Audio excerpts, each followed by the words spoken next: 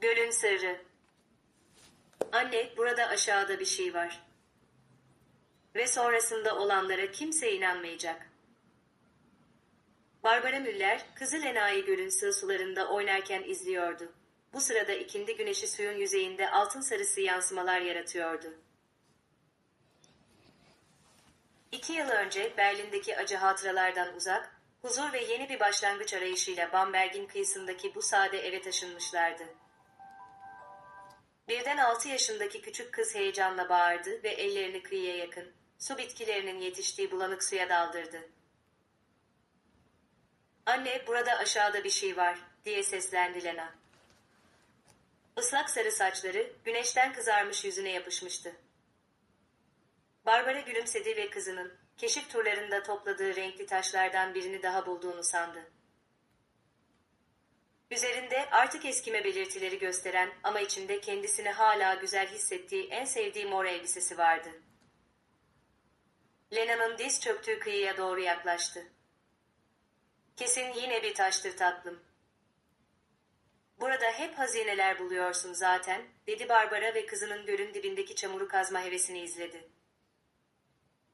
Lena heyecanla başını salladı, kahverengi gözleri ışıldıyordu.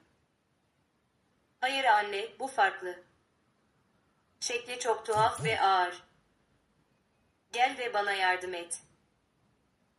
Küçük kızın ısrarı üzerine Barbara, elbisesinin eteğini yukarı kaldırıp gölün ılık suyuna girmek zorunda kaldı. Güneş batmaya başlıyor, kıyafetlerinin renkleri doğal manzara ile zıtlık oluşturan bu iki figürün etrafında altın sarısı bir atmosfer yaratıyordu. Barbara kızının yanına eğilip nesneye dokunduğunda kalbi hızla çarpmaya başladı. Bu bir taş değildi, net kenarları olan, sert ve metalik bir şeydi. "Lena, dur bir bakayım," dedi Barbara ve elleri hafifçe titrerken sesini sakin tutmaya çalıştı. Birlikte yaklaşık bir çocuk ayakkabısı kutusu büyüklüğünde, küçük ve paslı metal bir kutuyu kazıp çıkarmayı başardılar. Su yapısının bir kısmını korumuştu ama orada çok uzun zamandır durduğu her halinden belliydi.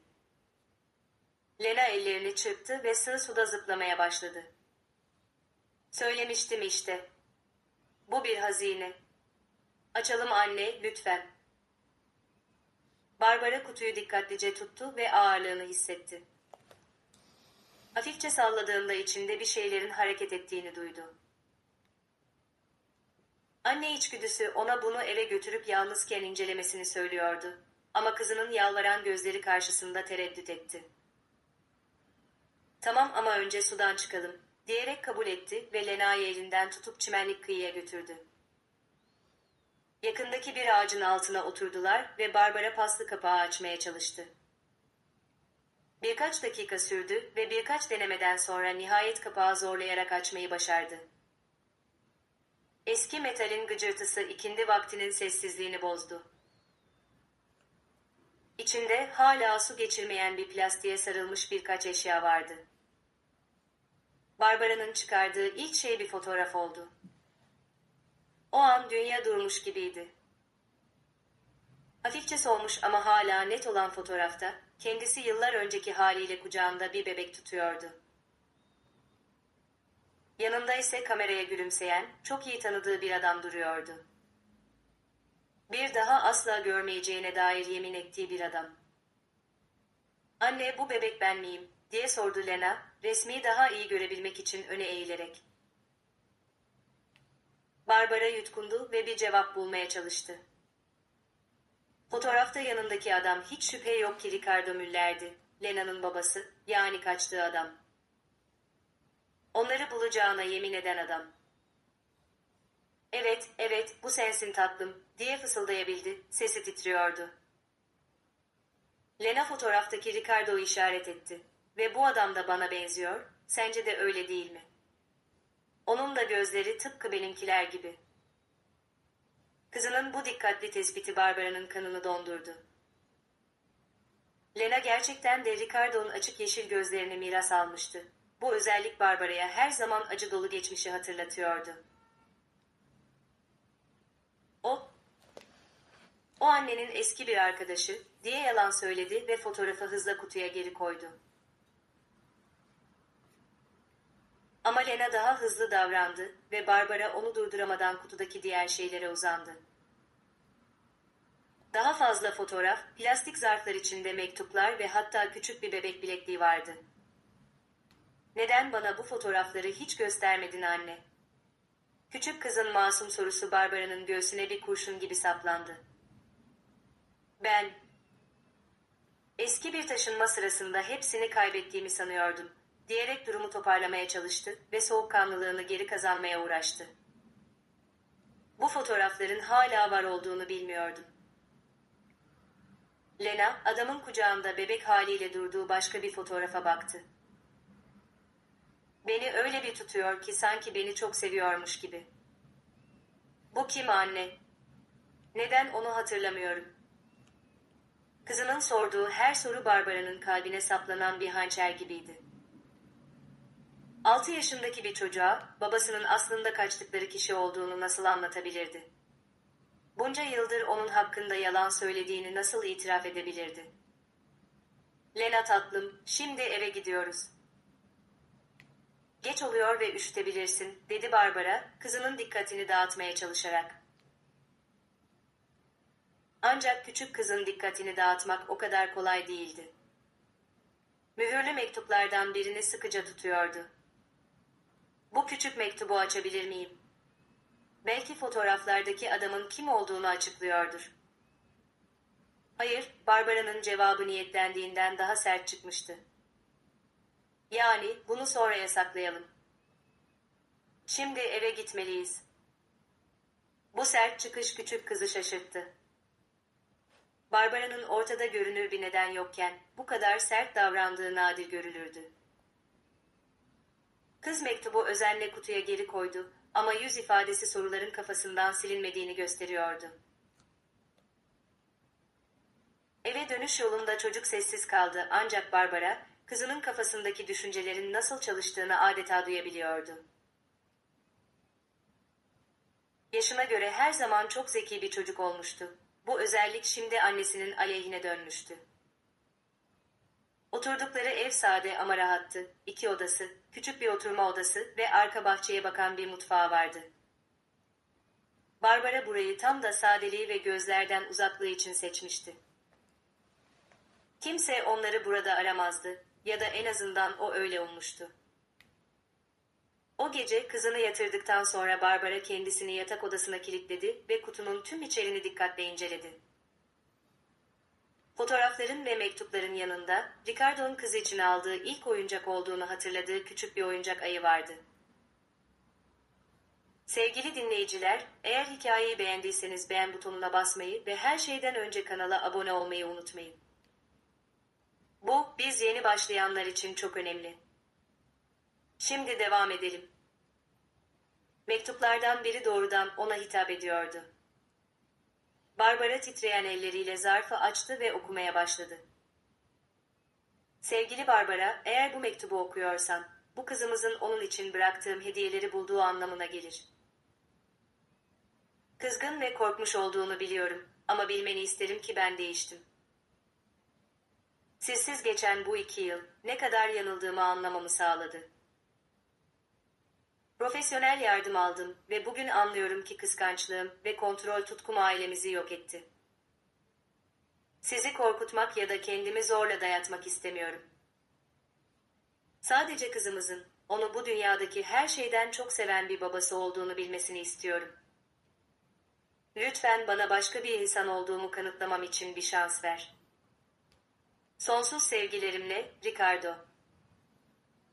Barbara mektubu ellerinde buruşturdu. İçinde öfke ve korku karışımı bir duygu hissetti. Onların nerede yaşadığını nasıl bulmuştu? Onları ne zamandır izliyordu? Ve daha da önemlisi, gerçekten değişmiş miydi? İlişkilerinin son aylarındaki anılar bir kasırga gibi geri döndü. Ricardo giderek daha sahiplenici ve kontrolcü bir hale gelmişti. Her dışarı çıkışını, her arkadaşlığını, görüş alanı dışında geçirdiği her dakikayı sorgulamıştı. Koruma olarak başlayan şey bir hapishaneye dönüşmüştü. Bardağı taşıran son damla ise, Barbara'nın ev dışında çalışması nedeniyle iyi bir anne olmadığını iddia ederek kızın velayetini talep etmekle tehdit etmesi olmuştu. O gece Barbara uyuyan kızını, birkaç parça kıyafeti ve tüm parasını alıp ortadan kaybolmuştu. Şimdi ise 2 yıl sonra onları bulmuştu. Ertesi sabah küçük kız uyandı ve kutuyu sordu. Barbara çeşitli aktivitelerle onun dikkatini dağıtmaya çalıştı ama kız fotoğraflara kafayı takmıştı. Kahvaltıda anne fotoğraflardaki adamı rüyamda gördüm, dedi Lena. Rüyamda beni salıncakta sallıyordu ve ben çok gülüyordum. Çok güzel bir rüyaydı. Kızının bu saf yorumu Barbara'nın kalbini paramparça etti. Lena hayatının ilk aylarını yanında Ricardo ile geçirmişti ve belki de bilinçaltında bazı derin hatıralar kalmıştı. Onlar sadece rüya tatlım.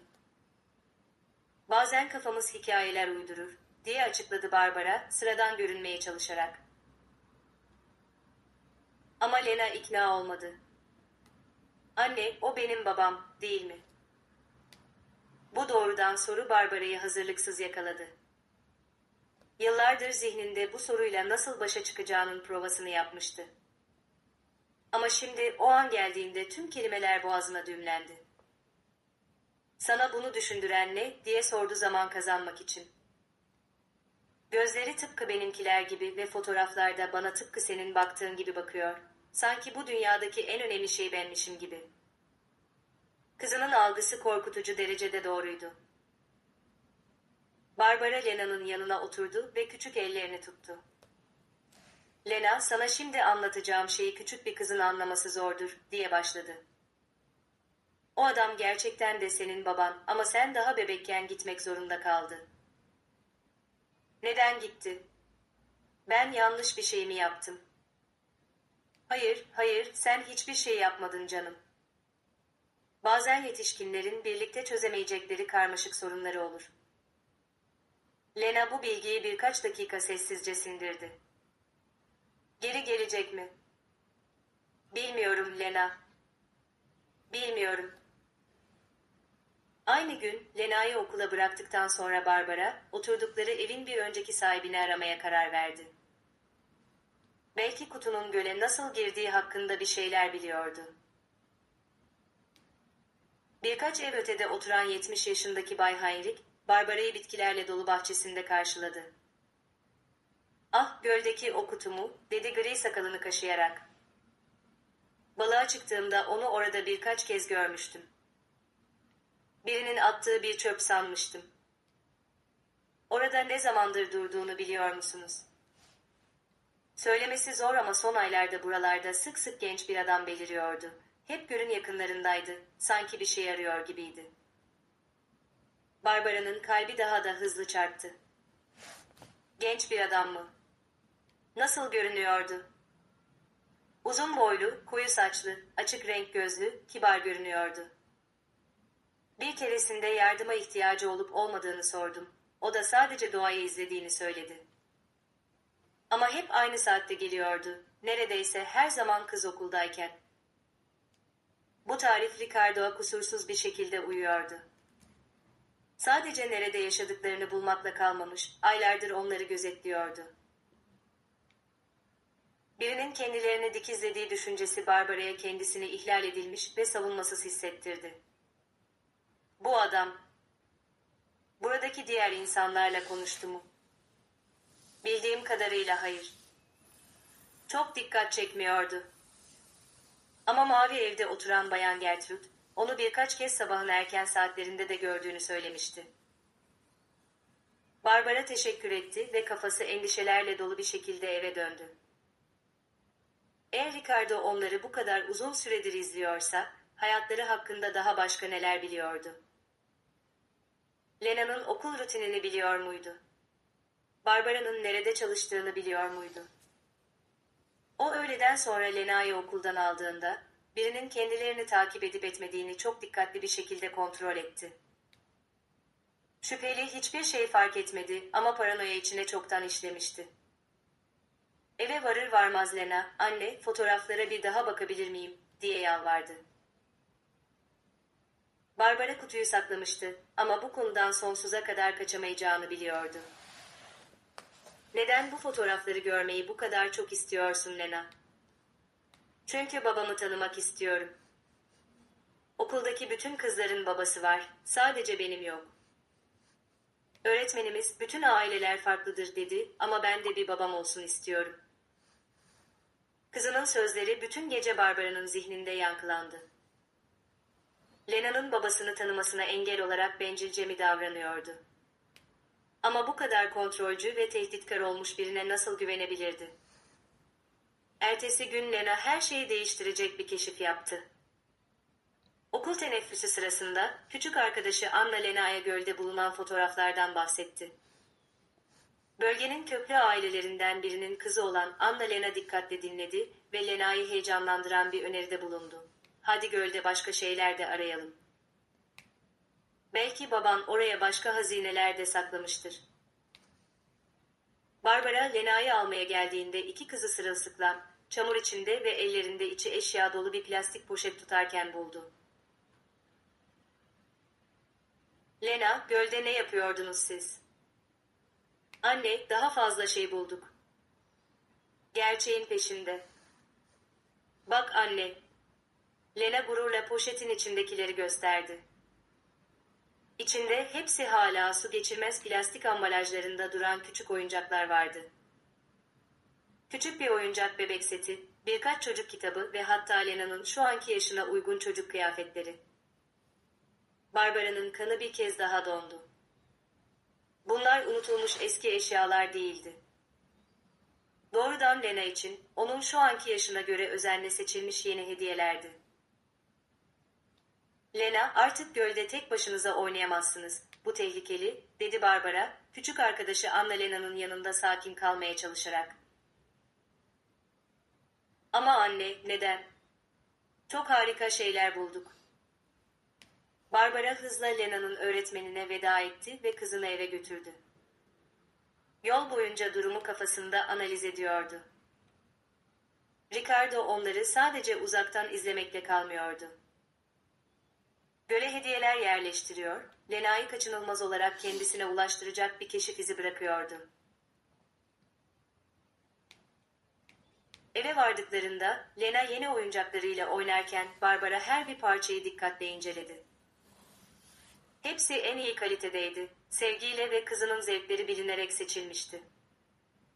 Kitapçıklardan biri, kayıp babasını arayan küçük bir kız hakkındaydı. Mesaj çok açıktı. Ricardo, Lena'nın onun varlığından haberdar olmasını ve onu tanıma arzusu duymasını istiyordu. Anne, bu küçük kitabı okuyabilir miyim?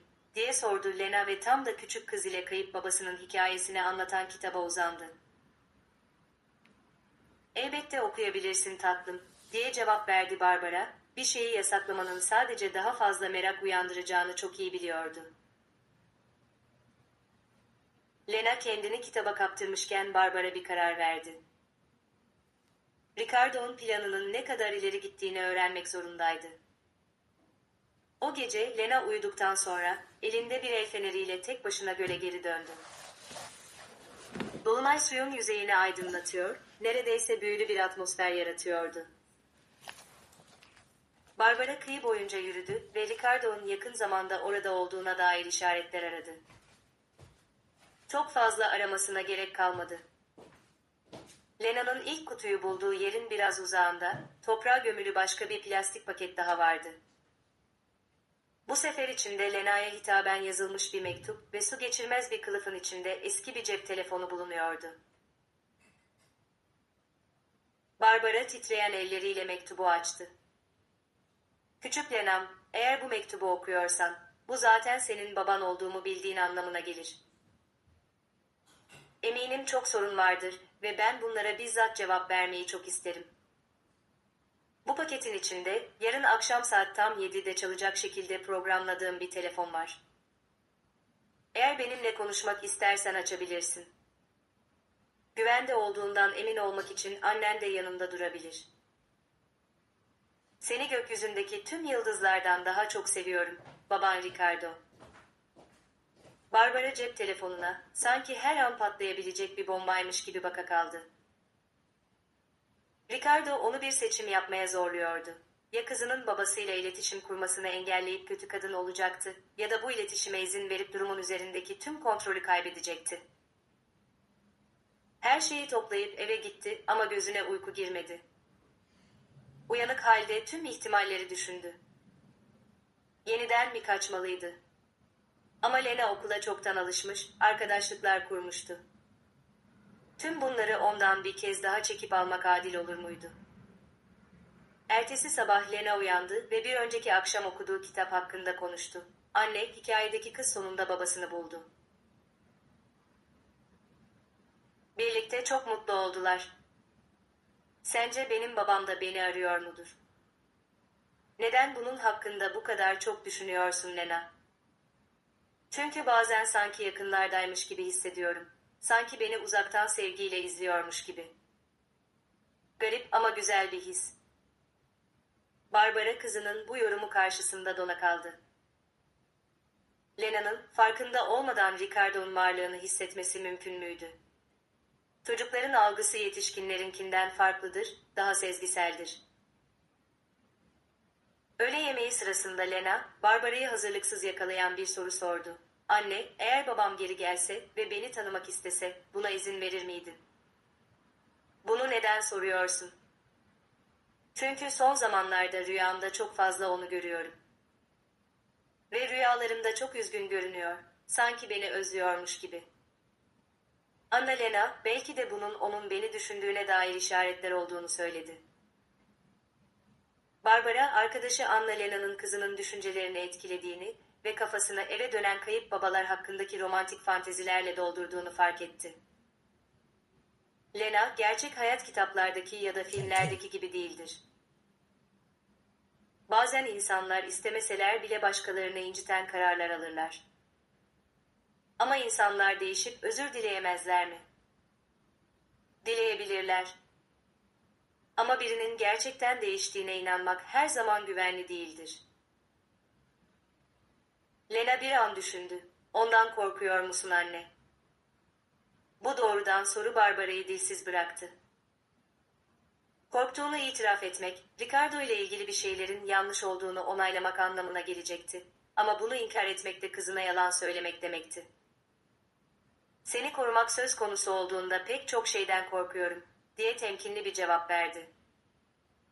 Anneler çocuklarının güvenliği için her zaman endişelenir. Akşam saat 6:30'da Barbara bir karar verdi. Lena'ya mektuptan ve telefon görüşmesinden bahsetti ama net kurallar koydu. Tüm konuşma boyunca yanında duracaktı ve en ufak uygunsuz bir durumda görüşmeyi sonlandıracaktı. Lena, nihayet babasının sesini duyabileceği için sevinçten havalara uçtu. Saat tam 7'de telefon çaldı.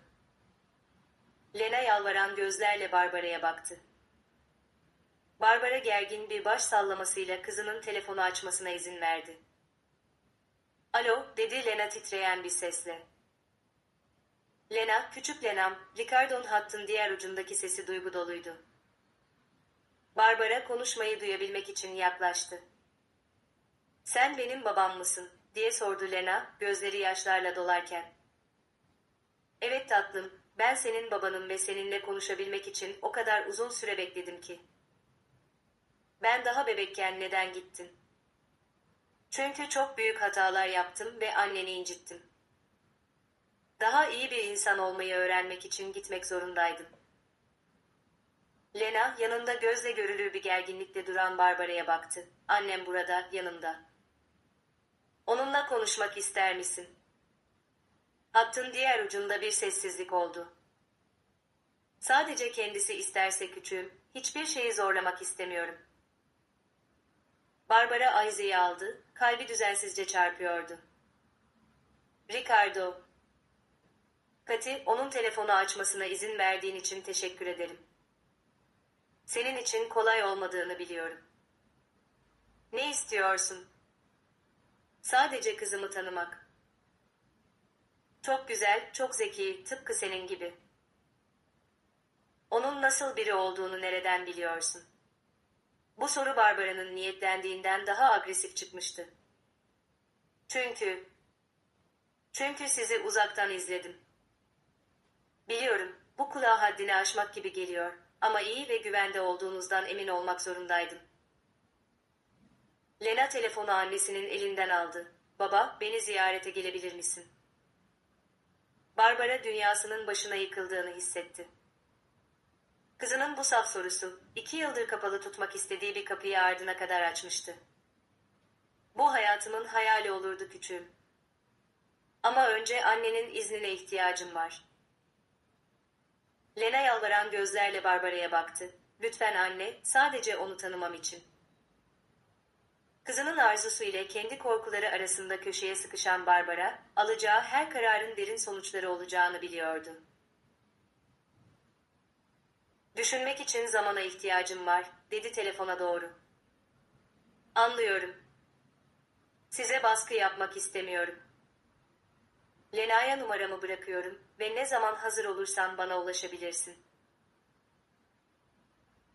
Görüşme bittikten sonra Lena, Barbara'ya sıkıca sarıldı. Anne, sesi o kadar tatlı geliyordu ki ve beni sevdiğini söyledi. Kelimeleri söylemek kolaydır Lena, bir insanın gerçekte kim olduğuna eylemleri gösterir. Ama kızının gözlerindeki ışıltıyı gördüğünde Barbara, tohumun çoktan ekildiğini anladı. Lena artık babasıyla duygusal bir bağ kurmuştu ve bu teması kesmek onun için son derece sarsıcı olurdu. O gece Lena uyuyup babasının sesini rüyasında görürken Barbara uyanık kaldı ve seçeneklerini tarttı. Yeniden kaçmak en güvenli seçenekti ama Lena'nın bulduğu düzeni ve huzuru yerle bir ederdi. İletişime izin vermek riskliydi ama belki de kaçınılmazdı. Ertesi sabah Lena bambaşka bir enerjiyle uyandı. Okula hazırlanırken kendi kendine mırıldanıyor ve durmadan babasıyla yaptığı konuşma hakkında konuşuyordu.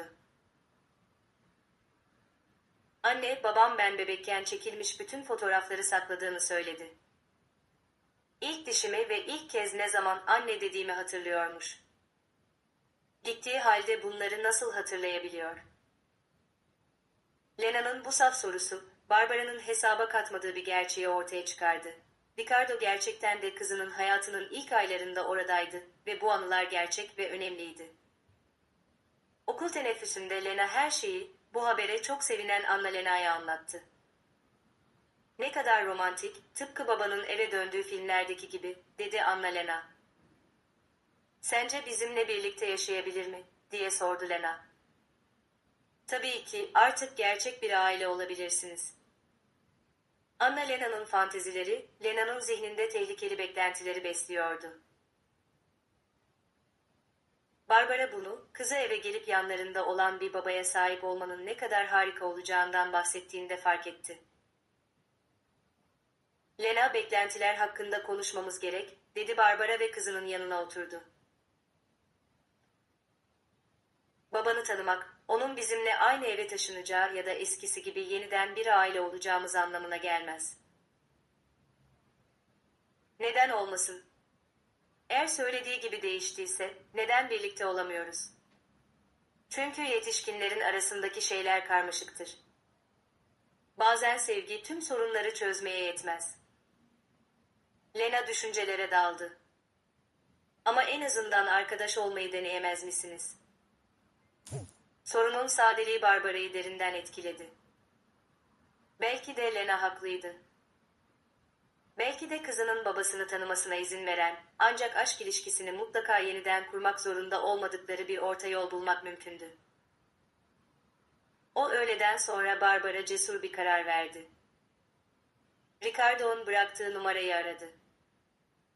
Ricardo, ben Barbara. Kati, araman ne kadar güzel. Tüm bunlar hakkında ne hissediyorsun? Kafam karışık, korkuyorum ama Lena'nın babasını tanımaya hakkı var. Haklısın ve koyduğun tüm sınırlara saygı duyacağıma söz veriyorum. Önce sadece ikimizin buluşmasını istiyorum. Lena'yı işin içine katmadan önce senin gerçekten değiştiğinden emin olmalıyım. Nerede ve ne zaman istersen. Yarın öğleden sonra saat 2'de, şehir merkezindeki meydanda. Lena okulda olacak, Böylece konuşmak için özel alanımız olur. Orada olacağım ve Kati, bana bu şansı verdiğin için teşekkür ederim.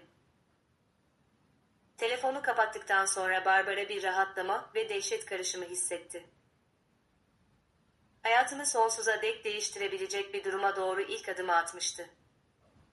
Ertesi sabah hiçbir şeye konsantre olamadı. Kendine güvenen bir izlenim bırakan ama yanlış bir mesaj vermeyen bir şeyler bulmaya çalışarak 3 kez üstünü değiştirdi. Lena'yı her zamanki gibi okula götürdü ama bu sefer kalbinde farklı bir sıkıntı vardı. Öğleden sonra saat 2'de Barbara meydandaki bir bankta otururken Ricardo'nun yaklaştığını gördü. 2 yıl dış görünüşünü değiştirmişti. Zayıflamıştı ve daha önce olmayan bazı kırışıklıkları vardı. Ama yeşil gözleri hala aynıydı. Kati, dedi ve saygılı bir mesafede durdu. Ricardo. Oturabilir miyim? Barbara başıyla onayladı ve Ricardo, aralarında boşluk kalacak şekilde bankın diğer ucuna oturdu. Güzel görünüyorsun, dedi Ricardo yumuşak bir sesle. Buraya iltifat duymak için gelmedim. Buradayım çünkü Lena babasını tanımayı hak ediyor. Ama onu incitmeyeceğinden emin olmalıyım. Endişeni anlıyorum. Sana karşı korkunç davrandığımı biliyorum. Beni Lena'nın velayetini almakla tehdit ettin.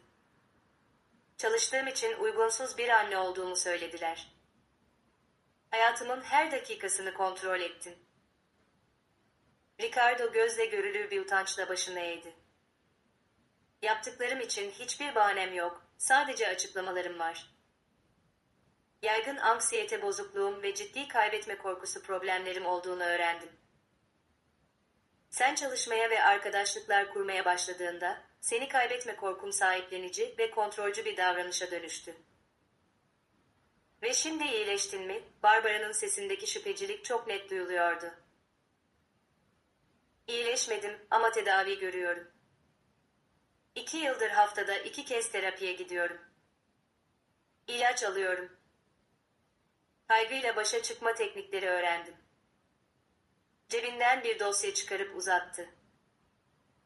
Barbara, bunlar doktor raporları ve terapistlerin değerlendirmeleri. Tedavi gördüğümün kanıtları. Şüphe duymakta her türlü hakka sahip olduğunu biliyorum ama ben gerçekten değiştim. Barbara belgeleri inceledi. Gerçek ve detaylıydılar, uzun ve tutarlı bir tedavi sürecini gösteriyorlardı. Neden benimle daha önce iletişime geçmedin? Neden 2 yıl boyunca bizi gözetledin? Çünkü hayatınıza tekrar girmeden önce gerçekten daha iyi olduğumdan emin olmak istedim. Ve sizi uzaktan izlemeye başladığımda Lena'nın ne kadar mutlu ve ortama alışmış olduğunu gördüm. Bu düzeni bozmak istemedim. Öyleyse neden şimdi kendini ifşa etmeye karar verdin? Çünkü o büyüyor ve babası hakkında sorular soruyor. Ve çünkü onu özlemek beni öldürüyordu. Benim varlığımdan bile haberi olmayan bir kızım olduğunu bilerek daha fazla yaşayamazdım. Barbara, Ricardo'yu dikkatle inceledi. Vücut dili farklıydı, daha az gergin, daha sakindi. Eskisi gibi onun kişisel alanına girmeye veya fiziksel yakınlık kurmaya zorlamıyordu. Eğer Lena'yı tanımana izin verirsem, şartlarımı kabul edeceksin. Koyduğun her şartı. Birincisi, pahalı hediyeler yok veya onun sevgisini satın alma çabaları olmayacak. İkincisi, buluşmalar her zaman benim gözetimimde, halka açık yerlerde olacak. Üçüncüsü, en ufak bir uygunsuz davranış belirtisinde hayatımızdan sonsuza dek çıkarsın. Tüm şartları kabul ediyorum. Ve son şart, bu bölgede kendine bir ev tutacaksın ama mesafeni koruyacaksın. Evimize habersiz gelmek yok ve artık gözetlemek yok. Zaten burada, şehirde küçük bir daire kiraladım. Ve Kati, bilmeni isterim ki aşk ilişkimizi yeniden kurmak gibi bir niyetim yok. Yaptığım her şeyden sonra bunun imkansız olduğunu biliyorum. Ben sadece kızımızı tanımak istiyorum.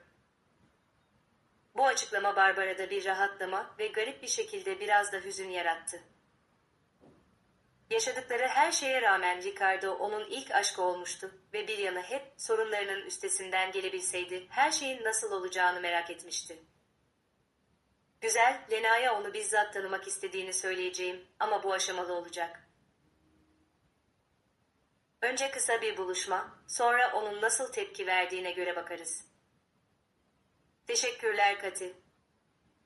Bu şansları hak etmediğimi biliyorum ama onları boşa harcamayacağıma söz veriyorum. Barbara Lena'yı okuldan almaya geldiğinde, küçük kızı heyecan içinde arkadaşı Anna Lena'ya babasıyla yaptığı telefon görüşmesini anlatırken buldu. Anne, Anna Lena dedi ki babam bana bisiklet sürmeyi öğretebilirmiş. İzin var mı? Yavaş ol Lena. Önce onu bizzat tanıman gerek. Lena'nın gözleri parladı. Ne zaman? Bugün mü? Yarın cumartesi öğleden sonra parkta. Sadece tanışmanız için kısa bir buluşma olacak. Lena sevinçten zıpladı ve Barbara'ya o kadar sıkı sarıldı ki onu neredeyse devirecekti. Bu hayatımın en güzel günü olacak. Cuma günü Lena okulda neredeyse hiç konsantre olamadı. Bütün gün buluşma hakkındaki detayları sordu. Ne giymesi gerektiğini, babasına ne söylemesi gerektiğini. Anne, ya beni sevmezse? Ne demek istiyorsun Lena? Seni neden sevmesin? Bilmiyorum, ya beklediğinden farklıysam? Ya yanlış bir şey söylersem? Barbara, kızının gergin ve endişeli olduğunu fark etti. Yanına oturdu ve ellerini tuttu. Lena, sen harika bir kızsın. Her baba senin gibi bir kızı olduğu için gurur duyardı.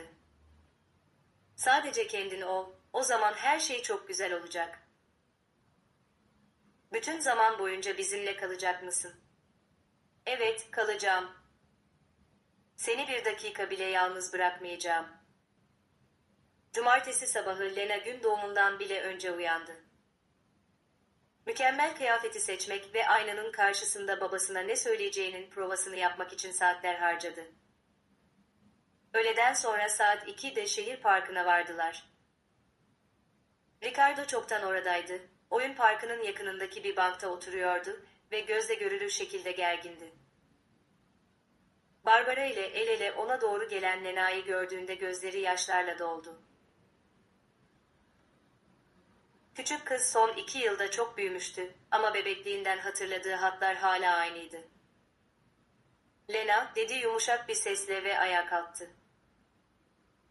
Lena, buluşmanın gerçekliği üzerine çökünce aniden utangaçlıkla Barbara'nın bacaklarının arkasına saklandı. Başlangıçta biraz çekingen olması normal, diye açıkladı Barbara. Lena, bu senin baban, Ricardo. Merhaba, diye fısıldadı Lena, hala yarı gizlenmiş halde. Ricardo, kızıyla aynı göz hizasında olmak için diz çöktü. Merhaba prenses. Hayal ettiğimden bile daha güzelsin. Lena arkadan dışarı doğru baktı ve babasının yüzünü inceledi. Fotoğraflardaki gibisin ama daha yaşlı, dedi çocuklara özgü o tipik dürüstlükle. Ricardo güldü. Gerginliğin bir kısmını kıran gerçek bir gülüştü bu. Bu doğru. 2 yıl fark yaratıyor. Ama sen çok daha fazla değişmişsin. Seni son gördüğümde küçücük bir bebektin. Ben bebekken beni hatırlıyor musun? Evet, hatırlıyorum. Geceleri çok ağlardın ama ben küçük bir şarkı söylediğimde durur ve o güzel gözlerinle bana bakardın. Lena, hikayeden etkilenerek tamamen Barbara'nın arkasından çıktı. Hangi şarkıyı söylüyordun? Yıldızlarla dans eden bir kız hakkında bir şarkıydı. Sana söylememi ister misin? Lena başıyla onayladı ve Ricardo yumuşak bir melodi mırıldanmaya başladı. Barbara şarkıyı tanıdı. Eskiden, mutlu oldukları zamanlarda bu şarkıyı onun için de söylerdi.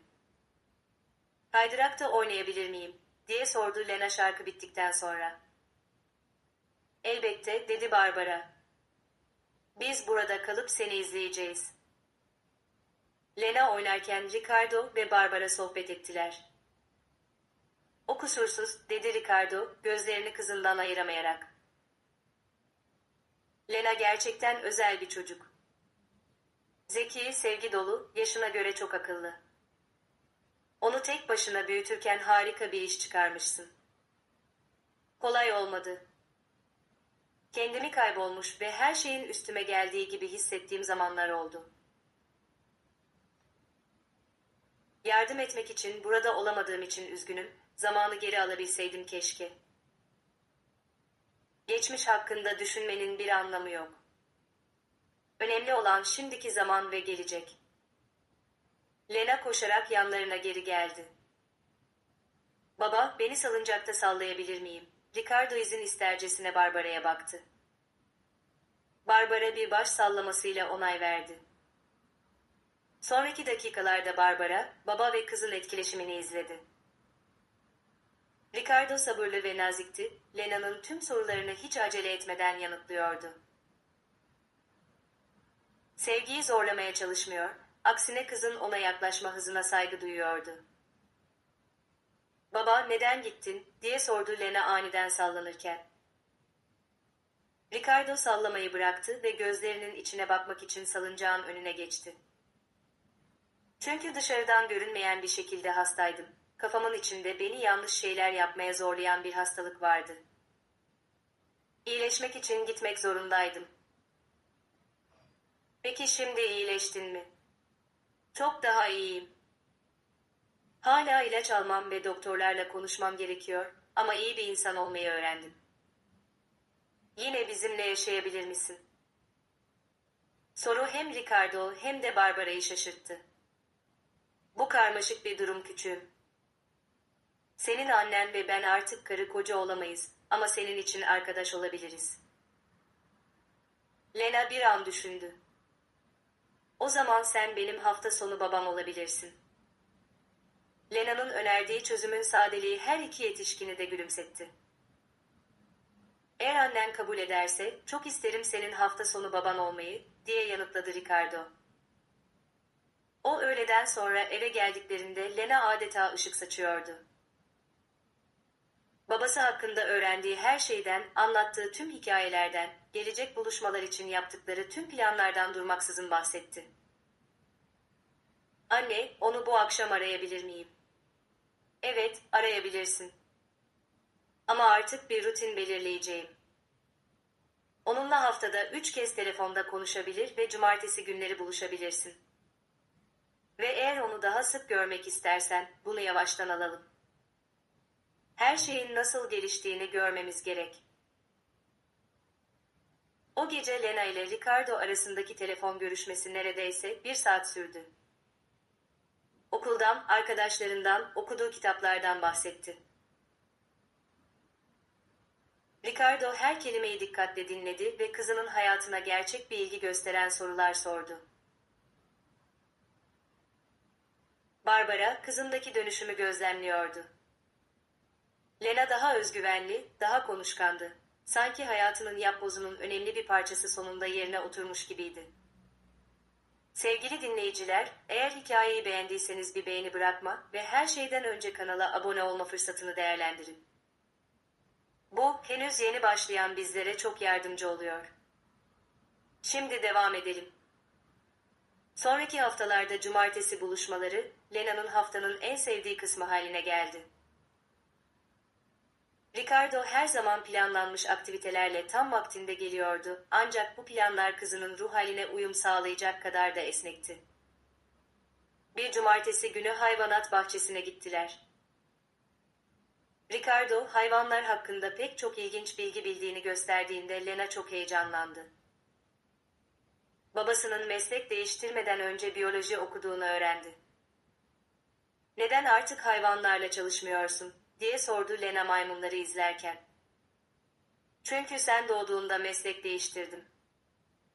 Ailemizin geçimini sağlamak için daha fazla para kazanmak istedim." "Peki şimdi ne iş yapıyorsun?" "Ben bir muhasebeciyim." Biyolojiden daha az ilgi çekici ama bana finansal istikrar sağlıyor. Lena yüzünü buruşturdu. Muhasebeci kulağa sıkıcı geliyor. Ricardo güldü. Aslında biraz sıkıcı ama bazen sevdiğimiz şeyleri yapabilmek için sıkıcı şeyler yapmamız gerekir. Tıpkı tatlı yiyebilmek için sebze yemek zorunda olmam gibi mi? Aynen öyle. Barbara bu diyalogları karışık duygularla izliyordu. Bir yandan Lena'yı bu kadar heyecanlı ve babasına bağlı gördüğü için mutluydu. Diğer yandan ne kadar kolay anlaştıklarını gördüğünde içini bir kıskançlık sızısı kaplıyordu. Başka bir cumartesi Ricardo, parkın yakınındaki çayırda Lena'ya uçurtma uçurmayı öğretti. Küçük kız ilk denemelerde hüsrana uğradı ama Ricardo'nun sonsuz bir sabrı vardı. Sakinliğini hiç bozmadan rüzgar ve denge hakkında açıklamalar yapıyordu. Baba, çok sabırlısın. Annem bir şeyi beceremediğimde bazen geriliyor. Bu yorum Barbara'yı biraz mahcup bıraktı. İşten ve bekar bir anne olmanın getirdiği sorumluluklardan dolayı çok yorulduğunda bazen sabrını kaybettiği doğruydu. Senin annen seninle ilgilenebilmek için çok sıkı çalışıyor, diyerek savundu Ricardo onu. Aynı anda hem anne hem baba olmak zorunda, bu yüzden bazen aşırı yüklenmiş, mücadele ediyor, olması çok normal. Şimdi ben burada olduğuma göre, ona daha sabırlı olması için yardım edebilirim. Ricardo'nun cevabı Barbara'yı şaşırttı. Kızının yorumunu kendi lehine kullanmak yerine, Barbara'yı savunmuş ve onun yaşadığı zorlukları kabul etmişti. Bir aylık düzenli görüşmelerden sonra Lena, Barbara'yı ikilemde bırakan bir istekte bulundu. Anne, babamın evini ziyaret edebilir miyim? Nerede oturduğunu görmek istiyorum. Bunu neden istiyorsun Lena? Çünkü onun hakkında her şeyi öğrenmek istiyorum. Beni gezdirmek için almak üzere bizim evimize defalarca geldi. Şimdi ben onun evini görmek istiyorum. Barbara, Lena'nın haklı olduğunu kabul etti. Ricardo, kızını gezmeye götürmek için alırken birkaç kez onların evine girmişti. Lena'nın babasının yaşadığı ortamı tanıması adil olandı. Pekala ama ben de seninle geleceğim ve sadece kısa bir ziyaret olacak. Ertesi cumartesi Ricardo'nun evine gittiler. Küçüktü ama iyi organize edilmişti. Sade ama rahat bir mobilya düzeni vardı. Barbara'yı en çok etkileyen şey, oturma odasındaki masanın üzerinde duran bir fotoğraf albümü oldu. "Bu nedir?" diye sordu Lena ve albümü açtı. "Bunlar sen bebekken elimde olan tüm fotoğrafların, artı son birkaç aydır uzaktan çekebildiğim birkaç kare," diye açıkladı Ricardo. Lena büyülenmiş bir şekilde albümün sayfalarını çevirdi. Farklı yaşlardaki hallerinin resimleri vardı. Yeni doğan fotoğraflarından parktaki ve okuldaki güncel çekimlere kadar. "Benim haberim olmadan mı fotoğraflarımı çektin?" "Evet ve bunun doğru olmadığını biliyorum. Ama senin büyümeni takip edebilmemin tek yolu buydu." Barbara izinsiz çekilen bu fotoğraflardan dolayı kendini rahatsız hissetti ama yine de bunların, kızının hayatını belgelemeyi gerçekten önemseyen bir babayı gösterdiğini kabul etti. "Baba, bu fotoğraflardan bazılarını eve götürebilir miyim?" "Elbette, istediğin hepsinin kopyasını çıkarabilirim." Lena, aralarında ne kendisinde ne de Barbara'da bulunmayan bebeklik dönemine ait fotoğraflarında olduğu birkaç resim seçti.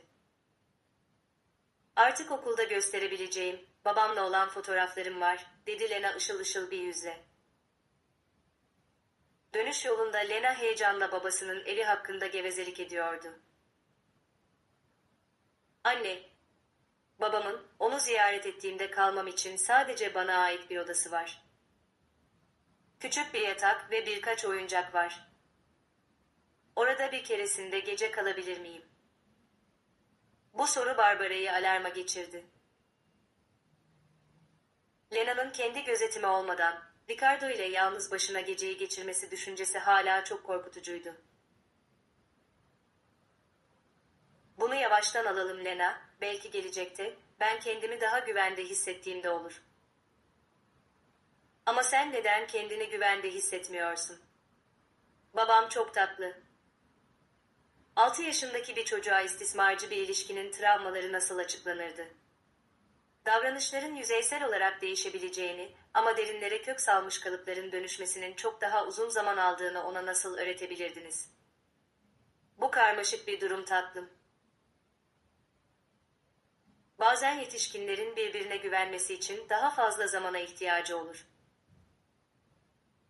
O gece Lena uyuduktan sonra Barbara, Ricardo'da gözlemlediği değişiklikleri düşündü. Davranışları istikrarlı bir şekilde saygılı ve şefkatliydi. Hiçbir zaman Lena'yı ona karşı kışkırtmaya çalışmamış ya da ebeveynlik kararlarını sorgulamamıştı. Ama kafasının içinde hala bir ses fısıldıyordu. İnsanlar bu kadar köklü bir şekilde değişmezdi. Er ya da geç o kontrolcü ve sahiplenici Ricardo yeniden ortaya çıkacaktı. Bu şüpheler birkaç hafta sonra Lena ağır bir gribe yakalandığında kısmen dağıldı. Günlerden Perşembeydi ve Barbara kızıyla ilgilenmek için işten izin almıştı. Öğleden sonra Ricardo, Lena ile haftada 3 kez yaptığı o düzenli telefon görüşmesi için aradı.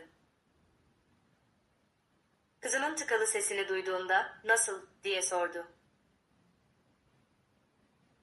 "Bayağı kötüyüm, ateşim var ve çok balgam var," diye yanıtladı Lena, gerçekten kötü olduğunu belli eden bir ses tonuyla. "Herhangi bir şekilde yardım edebilir miyim?" Konuşmayı dinleyen Barbara, Lena'ya babasından eczaneden birkaç şey getirmesini isteyebileceğini işaret etti. "Baba, çocukların sevdiği şu öksürük şurubundan alabilir misin? Ve belki boğazım için bir dondurma." "Tabii ki küçüğüm, 1 saat içinde oradayım." Ricardo geldiğinde sadece ilacı ve dondurmayı getirmemişti. Aynı zamanda smoothie yapmak için meyveler, kendi hazırladığı ev yapımı bir çorba ve hatta Lena iyileşirken oyalansın diye birkaç yeni kitapçık da getirmişti. "Çorba mı yaptın?" diye sordu Barbara şaşkınlıkla. "Yalnız yaşadığım o 2 yıl boyunca birkaç temel yemek tarifi öğrendim. Annem her zaman tavuk çorbası gribe karşı kutsal bir ilaçtır derdi." Lena çorbayı içti ve ilacı hiç mızmızlanmadan aldı. Oysa bu durum normalde Barbara ile bir savaş demekti. "Neden sana benden daha çok itaat ediyor?" diye sordu Barbara yarı şaka yaparak. "Çünkü onun için henüz yeniyim. Senin yanındaysa sınırları test edecek kadar kendini güvende hissediyor, çünkü senin sevgisinin koşulsuz olduğunu biliyor." Bu cevap, eskiden Ricardo'nun sahip olmadığı bir duygusal olgunluğu ele veriyordu. Eskisi olsa bu durumu Barbara'nın yöntemlerini eleştirmek veya kendisini daha üstün bir ebeveyn gibi göstermek için kullanırdı. "Kalmamı ve gece yardım etmemi ister misin?" diye teklif etti. "Bir şeye ihtiyacı olursa diye kanepede uyuyabilirim." "Buna gerek yok ama teklifin için teşekkürler." "Güzel ama fikrini değiştirirsen ya da daha kötüye giderse beni her an arayabilirsin." Ricardo gittikten sonra Barbara bu karşılaşma üzerine düşündü. Ricardo varlığını dayatmadan gerçek bir yardım teklif etmişti. Reddetme kararını tartışmadan ya da dram yaratmadan saygıyla karşılamıştı. Geceleyin Lena'nın durumu kötüleşti. Ateşi yükseldi ve çok huzursuz oldu. Yalnız ve endişeli olan Barbara, Ricardo'nun teklifini hatırladı ve aramaya karar verdi. "Alo." Daha ikinci çalışta açmıştı, besbelli ki uyanıktı. "Ricardo, benim. Lena kötüleşiyor ve onu acile götürmeyi düşünüyorum. Şimdi geliyorum." "O hastayken tek başına gitme." 15 dakika sonra Ricardo kapıdaydı. Barbara'nın Lena'yı giydirmesine yardım etti ve ikisini de hastaneye götürdü. Yol boyunca ve acil servisteki bekleme süresince durumu kendi üzerine yıkmaya çalışmadan sakin ve hazır bir şekilde kaldı. Lena'nın sırası geldiğinde doktor, Bayan Müller, çocuğun yasal temsilcisiyle konuşmam gerek, dedi. Ben annesiyim, diye yanıtladı Barbara. Ya o? Ben babasıyım ama velayet annesinde. Ben sadece destek olmak için buradayım. Ricardo tıbbi duruma müdahale etmeye çalışabilirdi ama Barbara'nın tam karar yetkisine sahip olduğunu açıkça belirtti. Lena'nın antibiyotik gerektiren bir solunum yolu enfeksiyonu vardı ama ciddi bir durum değildi. Dönüş yolunda Lena arka koltukta uyurken Ricardo arabayı sürdü, Barbara ise onu izledi. Geldiğin için teşekkür ederim, dedi Barbara. Bunun senin görevin olmadığını biliyorum. Lena benim de kızım. Bize ne zaman ihtiyacınız olursa her zaman geleceğim. Sana belki de bir daha asla tamamen güvenemeyeceğimi bilsen bile mi? Evet, benim Lena ile olan ilişkim seninle olan ilişkime bağlı değil. Senin kocan olmadan da iyi bir baba olabilirim. Bu ifade Barbara'ya beklenmedik bir rahatlama getirdi. Bunca yıl Ricardo'nun Lena'yı sadece kendisini ilişkiye bağlamak için bir araç olarak istediğini varsaymıştı. Bu iki şeyi birbirinden ayırdığını fark etmek, daha önce var olmayan bir olgunluğu gösteriyordu. Eve vardıklarında Ricardo, Lena'yı yatağa yatırmaya yardım etti ve gitmek için hazırlandı. Bu gece kanepede kalabilirsin, diye teklif etti Barbara. Lena'nın gece bize ihtiyacı olabilir ve yardımın olması iyi olur. Emin misin? Evet. Gece boyunca Lena'nın bakımı için sırayla nöbet tuttular. Küçük kız ateşle uyandığında biri ilacını verirken diğeri soğuk kompres hazırlıyordu. 2 yıldan beri ilk kez Barbara, ebeveynlik sorumluluğunda kendisini yalnız hissetmiyordu.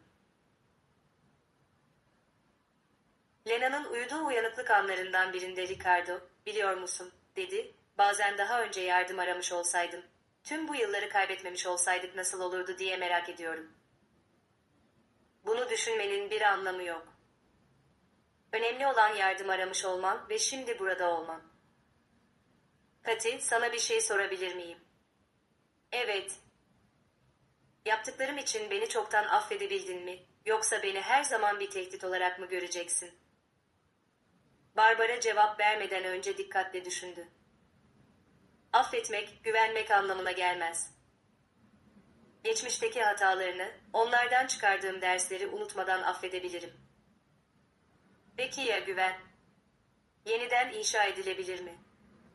Zamanla, istikrarla ve sabırla. Ertesi sabah Lena çok daha iyi uyandı. Mutfakta üçü için kahvaltı hazırlayan babasını gördüğünde küçük yüzü ışıldadı. Baba, burada mı uyudun?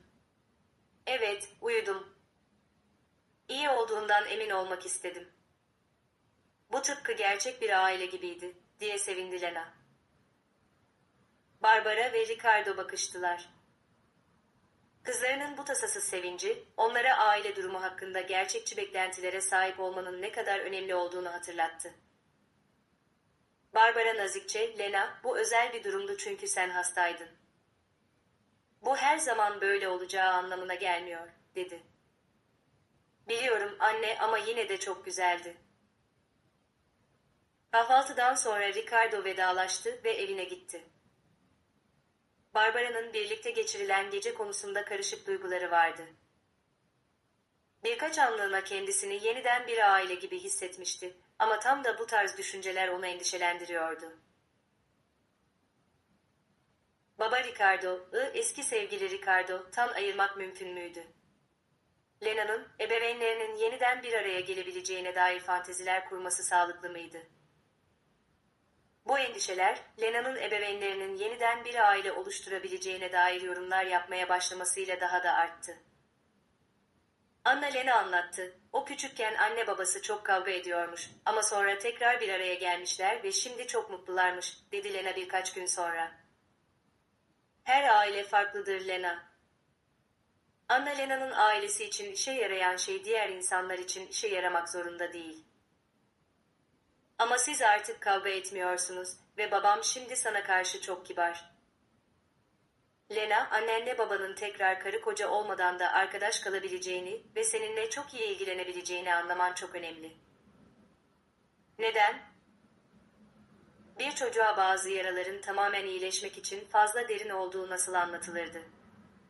Travmaları yeniden canlandırma korkusunun, bir ilişkiyi yeniden kurma isteğinden daha güçlü olabileceğini, çünkü insanların bazen karı koca olarak değil, arkadaş olarak daha iyi işlev gördüğünü ve bunun da gayet normal olduğunu ona nasıl söylerdiniz? Öyle de yaptı. Lena açıklamayı kabul etti ama Barbara, kızının anne babasının barışmasına dair umut besleyen küçük yorumlar ve tespitler yapmaya devam ettiğini fark etti. Durum birkaç hafta sonra Lena'nın okulundaki bir okul şenliği sırasında Doruk'a ulaştı. Anne, babamdan okul şenliğine gelmesini isteyebilir miyim? Tüm çocukların orada annesi ve babası olacak, diye rica etti Lena. Tabii ki isteyebilirsin. O senin baban. Ve sadece bir geceliğine evliymişsiniz gibi davranabilir misiniz? Soru Barbara'yı tamamen hazırlıksız yakaladı. Bunu neden istiyorsun Lena? Çünkü kendimi normal hissetmek istiyorum. Eksiksiz aileleri olan diğer çocuklar gibi. Bu istek Barbara'nın kalbini paramparça etti. Lena yetersizlik duygularıyla mücadele ediyordu çünkü ailesi diğer çocuklarınkinden farklıydı. Lena, bizim ailemiz farklı olabilir ama eksik değil. Birlikte yaşamıyor olsalar bile seni çok seven iki insan var hayatında. Biliyorum ama sadece bir geceliğine. Lütfen. Barbara şenlikten önce Ricardo ile durum hakkında konuştu. Okul şenliğinde evliymişiz gibi davranmamızı istiyor, diye açıkladı. Peki sen bu konuda ne düşünüyorsun? Bunun onun kafasındaki tehlikeli fantezileri besleyebileceğini düşünüyorum. Ama diğer çocuklar gibi hissetmek istemesini de anlıyorum. Şenliğe evliymiş gibi davranmadan, sadece kızlarıyla iyi ilgilenen işbirlikçi ebeveynler olarak birlikte gidebiliriz. Sence bunu kabul edecek mi? Onunla konuşacağız ve evli olmaktansa orada bulunan, varlığını hissettiren ebeveynler olmanın daha önemli olduğunu açıklayacağız. Lena'ya şenliğe birlikte gideceklerini ama bir çift olarak değil, arkadaş olarak gideceklerini açıkladıklarında biraz hayal kırıklığına uğradı ama durumu kabul etti. En azından iki ebeveynim de yanımda olacak, diyerek bağladı konuyu. Şenlik tam bir başarıydı. Lena, babasını sınıf arkadaşlarına ve öğretmenlerine tanıtırken çok eğlendi. Ricardo ve Barbara doğal bir şekilde etkileşim kurdular ve kızlarının iyiliğine odaklanmış medeni bir ilişkiyi sürdürmenin mümkün olduğunu gösterdiler. Lena'nın öğretmeni, çok iyi bir takımsınız, diye belirtti. Böyle iyi birlikte çalışan ayrılmış ebeveynler görmek nadirdir. Bu yorum Barbara'ya gerçekten de sağlıklı bir denge bulduklarını fark ettirdi. Lena, geleneksel aile yapısı olmasa bile yanında olan ve onunla ilgilenen iki ebeveyne sahipti. Şenlikten sonra eve dönüş yolunda Lena, her iki yetişkini de derinden etkileyen bir yorumda bulundu. Bugün en çok neyin hoşuma gittiğini biliyor musunuz? İkinizin de benim için aynı derecede endişelendiğini görmek. Eskiden sadece annemin beni gerçekten sevdiğini düşünürdüm. Bunu neden düşündün, diye sordu Ricardo. Çünkü seni tanımıyordum. Şimdi beni çok seven iki ebeveynim olduğunu biliyorum. Barbara, kendisiyle Ricardo arasındaki sorunlardan bağımsız olarak, Lena'nın bu babalık sevgisi güvencesine ihtiyacı olduğunu anladı. Ve Ricardo, aylarca süren tutarlı davranışlarıyla kızının gerçekten kalbinde bir yer tuttuğunu kanıtlamıştı. O gece, Lena uyuduktan sonra Barbara durum hakkında önemli bir değerlendirme yaptı. Ricardo'a karşı duyduğu korkular haklıydı ve gerçek deneyimlere dayanıyordu. Ancak Lena'nın da dikkate alınması gereken hakları ve ihtiyaçları vardı. Belki de çözüm, Ricardo'a tamamen güvenmek veya onu tamamen affetmekle ilgili değildi. Belki de mesele, Lena'nın her iki ebeveynine de güvenli ve sağlıklı bir şekilde erişebileceği bir yol bulmaktı. Takip eden aylarda buluşmaların ve telefonlaşmaların rutini devam etti. Ricardo her yönden saygılı, dakik ve kızının hayatıyla içtenlikle ilgilenen biri olduğunu kanıtladı. Asla Barbara'nın otoritesini sarsmaya veya çatışma yaratmaya çalışmadı. Lena, babasının varlığıyla birlikte adeta çiçek açtı. Okul notları düzeldi. Başkalarıyla olan ilişkilerinde kendine daha çok güvenmeye başladı ve diğer çocuklar gibi neden bir babası olmadığına dair üzücü sorular sormayı bıraktı. İlk buluşmadan yaklaşık 6 ay sonra bir gün Lena, Barbara'nın güven sınırlarını daha da zorlayacak bir istekte bulundu. Anne, bir hafta sonunu babamın evinde geçirebilir miyim? Bunu neden istiyorsun? Çünkü onunla yaşamanın nasıl bir şey olduğunu bilmek istiyorum. Hem o bana Helga babaannenin her zaman yaptığı şu çikolatalı pastayı nasıl pişireceğimi öğreteceğine söz verdi. Ricardo'nun annesinin adının geçmesi Barbara'da bir özlem sızısı uyandırdı. Helga Hanım onun için ikinci bir anne gibi olmuştu ama ayrılıktan sonra iletişim kopmuştu. Helga babaanne ile konuştun mu? Diye sordu Barbara. Ben babamın yanındayken bazen onu arıyor. Seni ve beni çok özlediğini söylüyor. Barbara, Ricardo'nun Lena'nın hayatına geri dönmesinin aynı zamanda kızın baba tarafındaki ailesiyle de bağ kurması anlamına geleceğini hesaba katmamıştı. Helga Hanım her zaman iyi ve sevgi dolu bir insan olmuştu. Babam, hafta sonunu orada sadece sen izin verirsen geçirebileceğimi söyledi, diye devam etti Lena. Kendini baskı altında hissetmeni istemiyormuş. Ricardo bir kez daha Barbara'nın sınırlarına saygı göstermişti. Lena'ya söz verip sonra Barbara'yı boyun eğmeye zorlayabilirdi ama kararı tamamen onun ellerine bırakmayı seçmişti. Bunun üzerinde düşünmem gerek Lena. İstediğin kadar zaman alabilirsin. Babam böyle kararların aceleye getirilmemesi gerektiğini söylüyor. Barbara bu cevabın olgunluğundan etkilendi. Ricardo, Lena'ya rıza göstermek ve sınırlara saygı duymak hakkında bir şeyler öğretiyordu.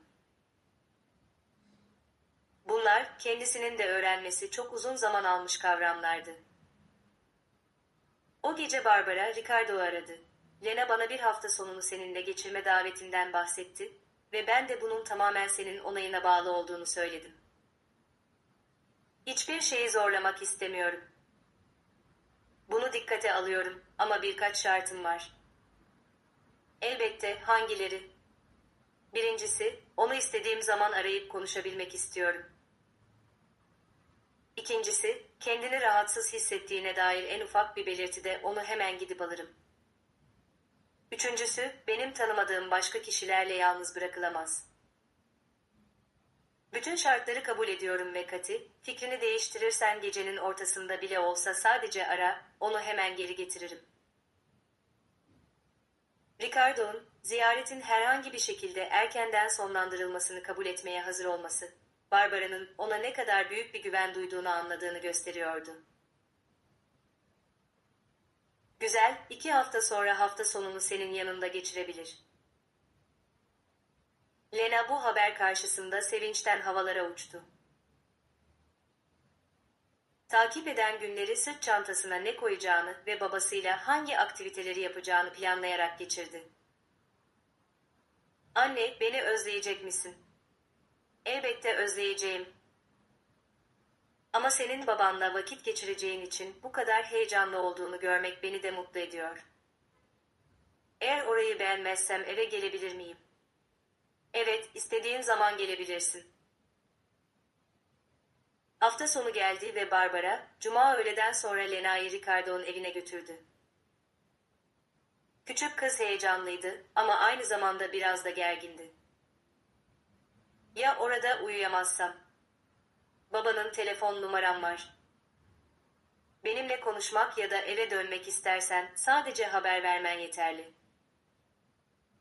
Ricardo, Lena'yı seveceğini bildiği birkaç yeni oyuncak ve kitapla sevgiyle hazırlanmış bir oda ile karşıladı.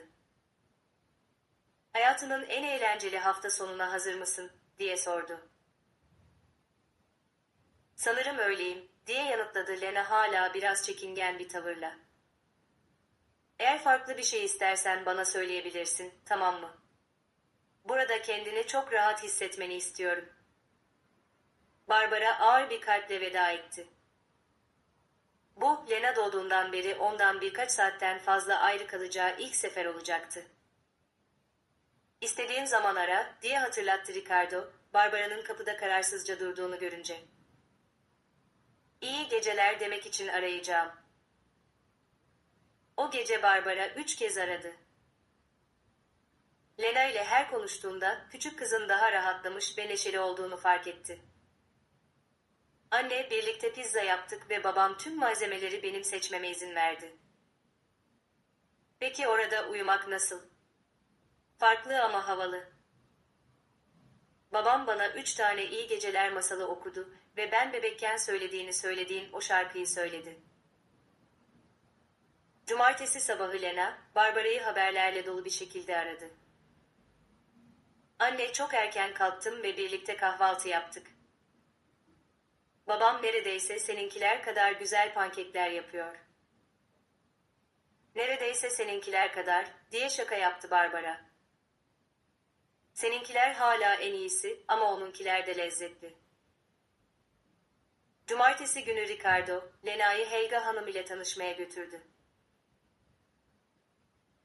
Babaanne ile torunun yeniden buluşması herkes için çok duygusal oldu. "Benim güzel torunum," dedi Helga Hanım ve gözlerinde yaşlarla Lena'ya sarıldı. "Nasıl da büyümüşsün. Helga babaanne, beni hatırlıyor musun? Seni nasıl unutabilirim? Sen dünyanın en güzel bebeğiydin ve hala dünyanın en güzel kızısın." Helga Hanım, Lena'nın mutlaka yapmayı öğrenmek istediği o özel çikolatalı pastayı hazırlamıştı. Tüm öğleden sonrayı birlikte mutfakta geçirdiler ve Lena, babaannesinin her tavsiyesini can kulağıyla dinledi. "Baban çocukken bu pastayı çok severdi," diye anlattı Helga Hanım. "Tıpkı şimdi senin sevdiğin gibi. O zaman bunu babandan almışım. Bunu pek çok konuda ondan almışsın. İnatçılık, zeka, sevgi doluluk, tamamen tıpkı onun gibisin." Ziyaret sırasında Helga Hanım, Barbara'yı sordu. "Annen nasıl? Ona karşı her zaman özel bir sevgim oldu." "Annem iyi. Benimle ilgilenmek için çok çalışıyor. O her zaman çalışkan ve kendini feda eden bir kızdı. Ona onu özlediğimi söyle." Akşamleyin Lena, Barbara'yı aradı ve babaannesiyle geçen gününü anlattı. "Anne, Helga babaanne seni özlediğini söylüyor. Neden artık birbirinizle konuşmuyorsunuz? Çünkü yetişkinler bazen ayrıldıklarında diğerinin ailesiyle de iletişimi keserler. Ama bu birbirlerini artık sevmedikleri anlamına gelmez. Babaannem bir gün bizi evimizde ziyaret edebilir mi?" "Elbette edebilir. Onunla konuşacağım." Ziyaretin son günü olan pazar günü Ricardo ve Lena, uçurtma uçurmak için parka gittiler. Bu aktivite sırasında Lena, haftalardır boğazına düğümlenen o soruyu sordu. "Baba, sen ve annem neden yeniden evlenmiyorsunuz?" Ricardo uçurtma ipiyle bir an duraksadı. "Bu karmaşık bir durum küçüğüm. Bazen iki insan birbirini sever ama birlikte yaşayamazlar. Ama siz artık kavga etmiyorsunuz ki." "Evet, etmiyoruz. Ve bu harika bir şey. Bu, arkadaş kalabileceğimiz ve birlikte seninle çok iyi ilgilenebileceğimiz anlamına gelir. Ama ben sizin yeniden birbirinizi sevmenizi istemiştim." "Lena, annenle benim şimdi farklı türde bir sevgimiz var. Seni seviyoruz ve bu bizi sonsuza dek birbirimize bağlıyor. Ama bir kadın ile bir erkek arasındaki sevgi başka bir şeydir." "Annemi artık sevmiyor musun?" Soru Ricardo'u hazırlıksız yakaladı. 6 yaşındaki bir çocuğa yetişkinler arasındaki karmaşık sevgi türleri nasıl anlatılırdı? Annen için her zaman bir şefkat duyacağım. O hayatımdaki en önemli insanın, yani senin annen ve bu değişmez. Ama bizi birlikte yaşatmak isteyen o sevgi türü değişti. Lena bilgiyi sessizce sindirdi. Tamam, en azından ikiniz de şimdi benimle ilgileniyorsunuz. Bu her zaman böyle olacak. Ne olursa olsun. Seni seven bir baban ve bir annen her zaman olacak. Barbara pazar öğleden sonra Lena'yı almaya geldiğinde kızını ışıl ışıl ama aynı zamanda gözle görülür şekilde evini özlemiş bir halde buldu. Nasıl geçti tatlım? Harikaydı ama seni ve yatağımı özledim. Ricardo, Lena'nın kıyafetlerinin ve Helga Hanım'ın gönderdiği bazı tatlıların olduğu bir çanta uzattı. Nasıl davrandı? Kusursuzdu, kibar, sevgi dolu, zeki. Onu böyle yetiştirdiğin için harika bir iş çıkarmışsın. Peki onu 2 tam gün boyunca yanında hissetmek sana nasıl hissettirdi? Yoğundu, bazen yorucuydu ama harikaydı. Onu bunca yıl tek başına büyütürken neler çektiğini şimdi daha iyi anlıyorum.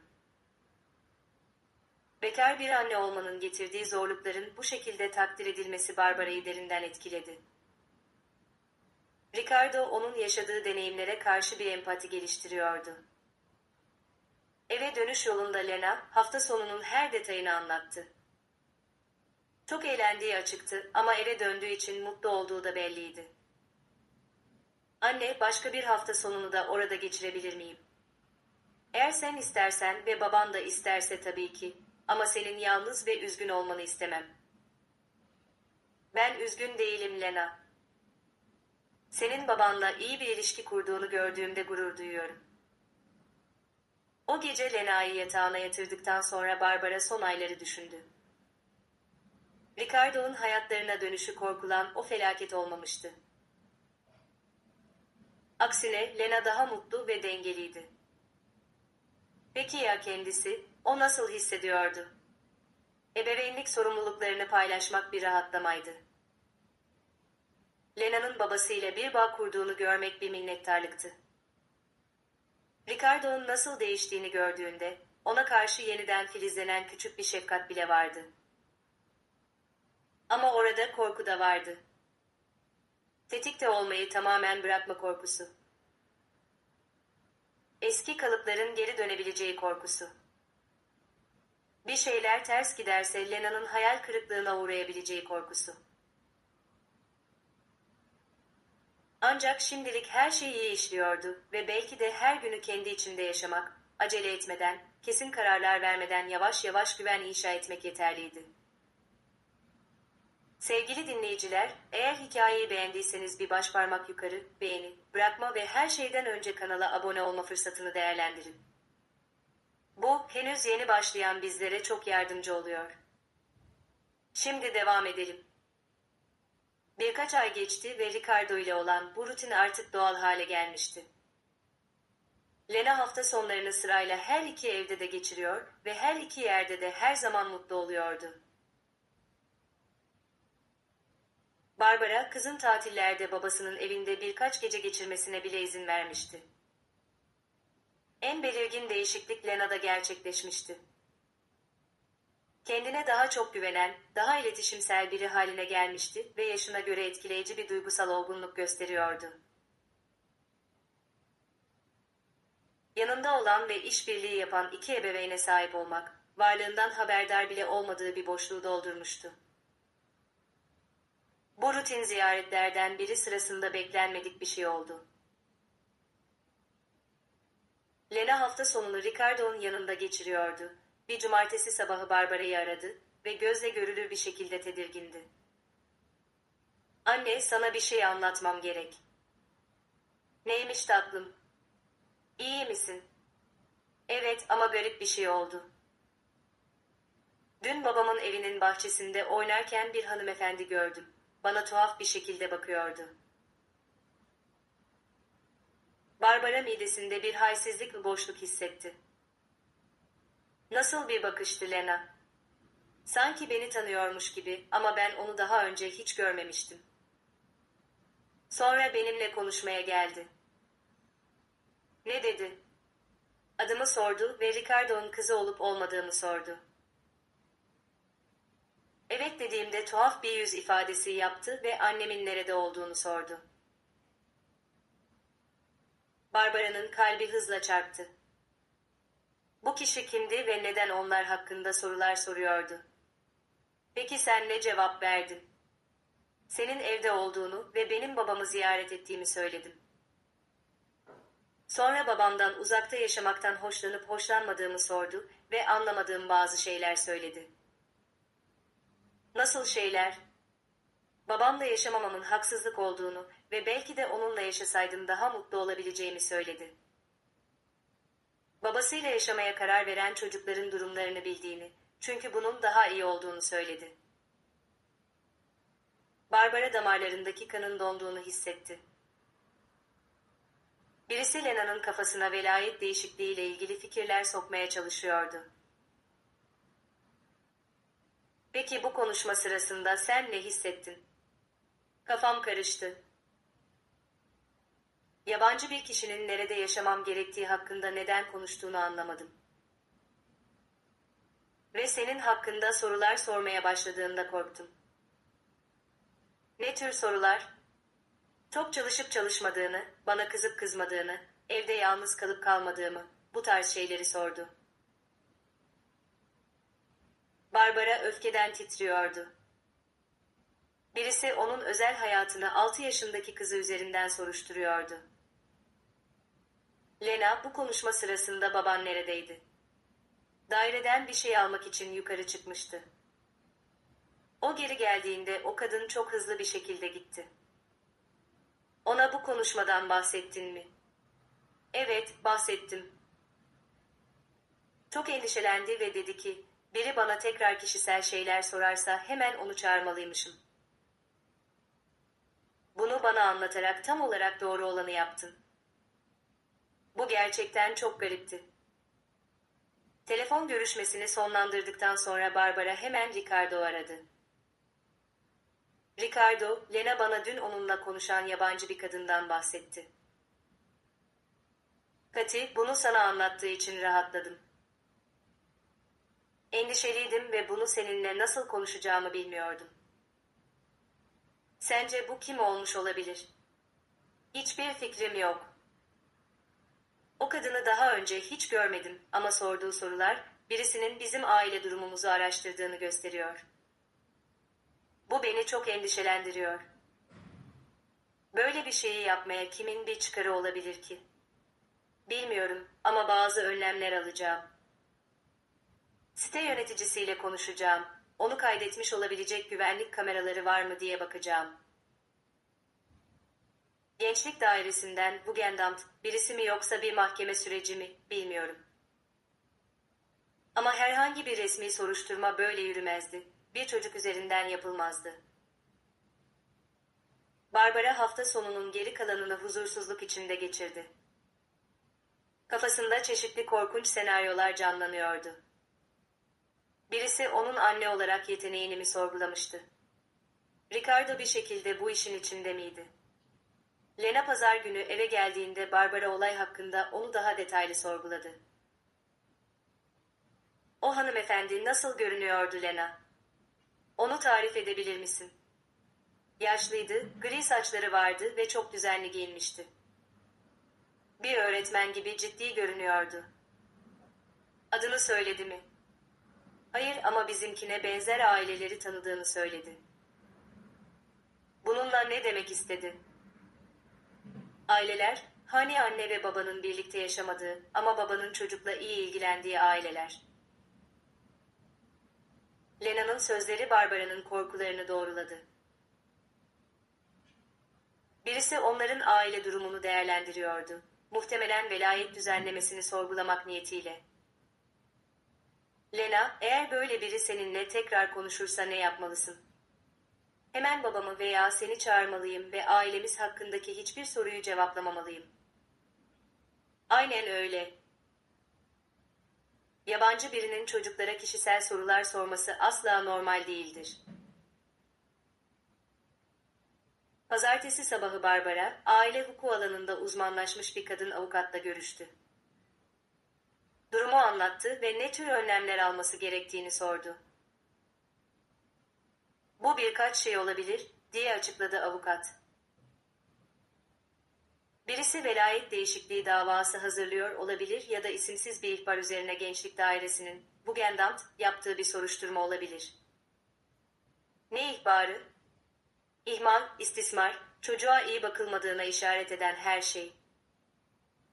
Ama bana anlattıklarınıza dayanarak, birisinin velayet davası için araştırma yapıyor olması daha olası görünüyor. Çocuğun babasının bunu yapmak için bir nedeni var mı? Tüm görüşme anlaşmalarına uyduğunu ve ebeveynlik otoritesine saygı duyduğunu söylemiştiniz. Mevcut düzenlemelerden memnunsa gizlice araştırma yapması garip olurdu. O zaman bunun arkasında kim olabilir? Belki babanın ailesi, hatta onun çocukla daha fazla zaman geçirmesini isteyen yeni bir kız arkadaşı. Ricardo'nun başka biriyle görüşüyor olma ihtimali Barbara'nın daha önce de aklına gelmişti ama bunu hiçbir zaman doğrudan sormamıştı. Lena'yı ilgilendirmediği sürece bu onun üzerine vazife değildi. Ancak yeni bir kız arkadaş, araştırmalar yoluyla aile anlaşmalarını değiştirmeye çalışıyorsa, bu artık onun da sorunu haline gelirdi. O öğleden sonra Barbara, Ricardo ile doğrudan bir konuşma yapmaya karar verdi. Dünkü olay hakkında yüz yüze konuşmamız gerek, dedi telefonda. Tabii, nerede buluşmak istersin? İlk kez konuştuğumuz o aynı meydanda, bugün saat 5'te, ben Lena'yı okuldan aldıktan sonra.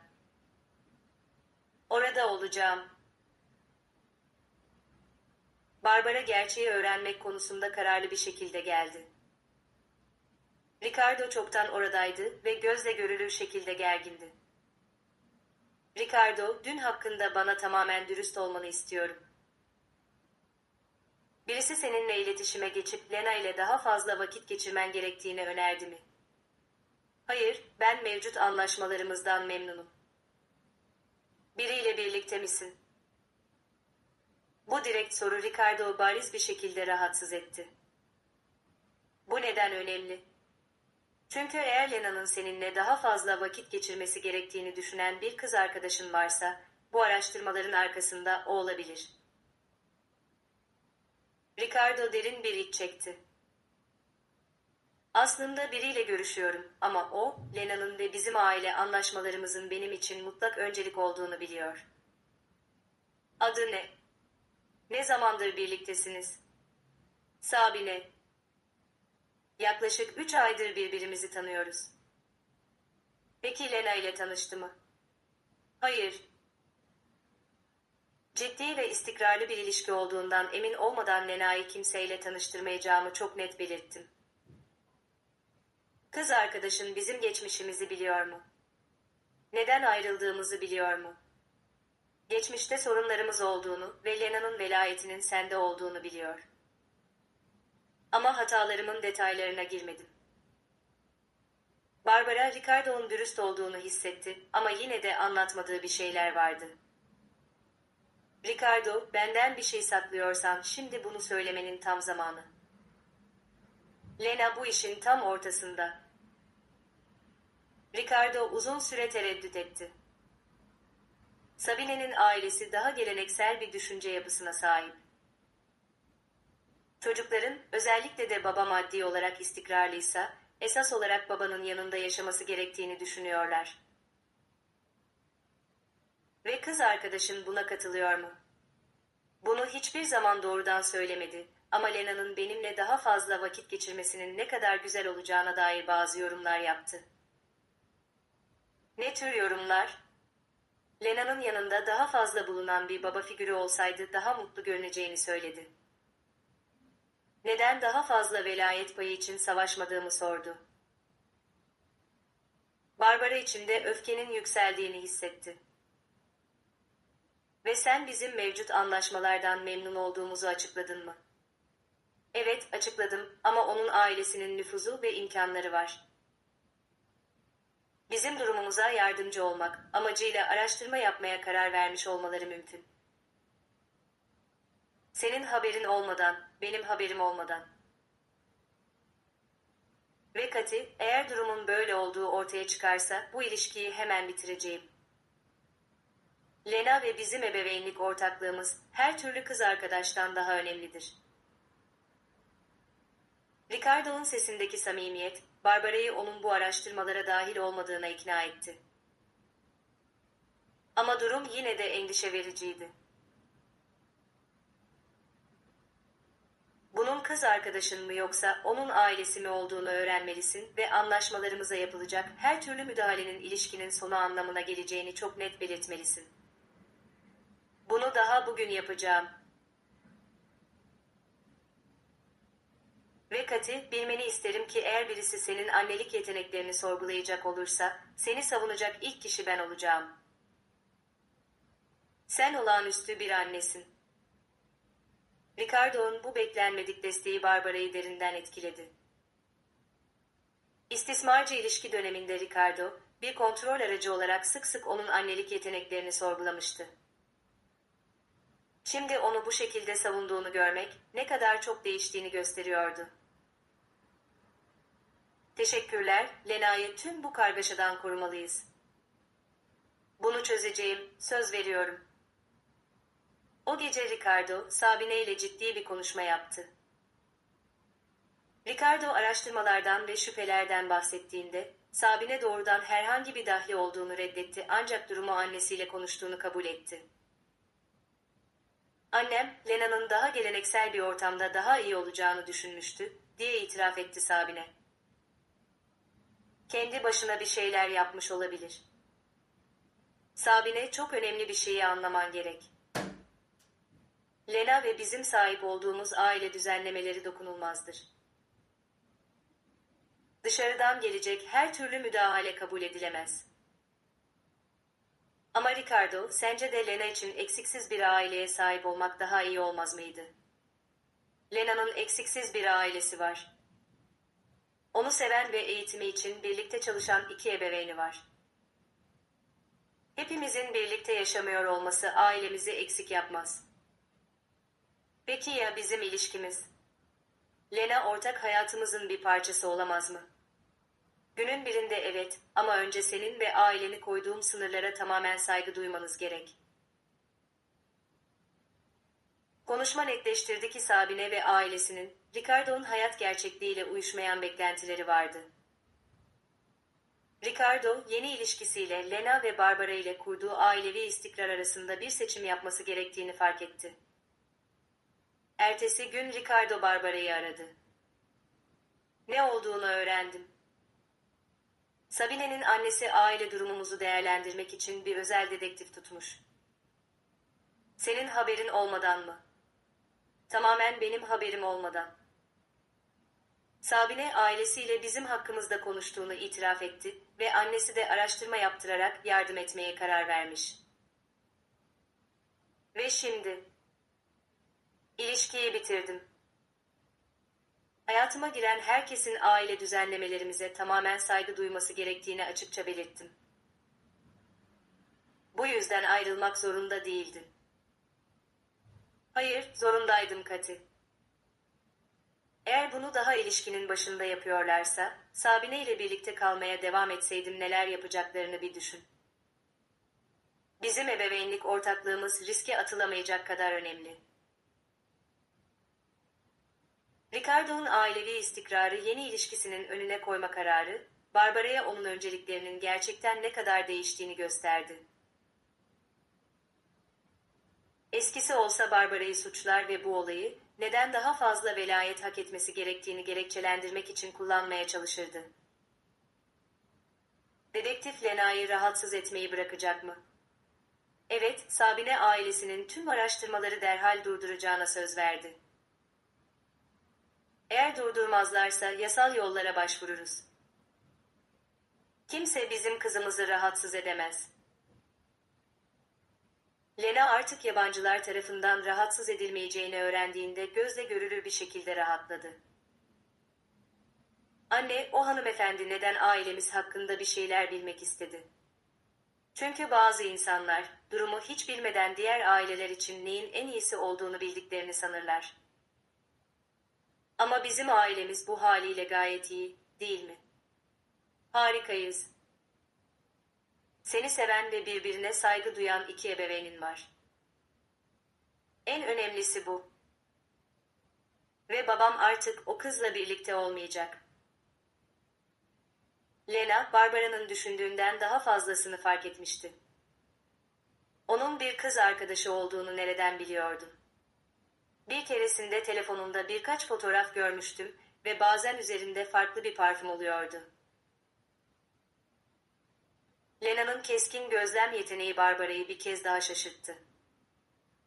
Küçük kız, ebeveynlerinin davranış değişikliklerine karşı çok dikkatliydi.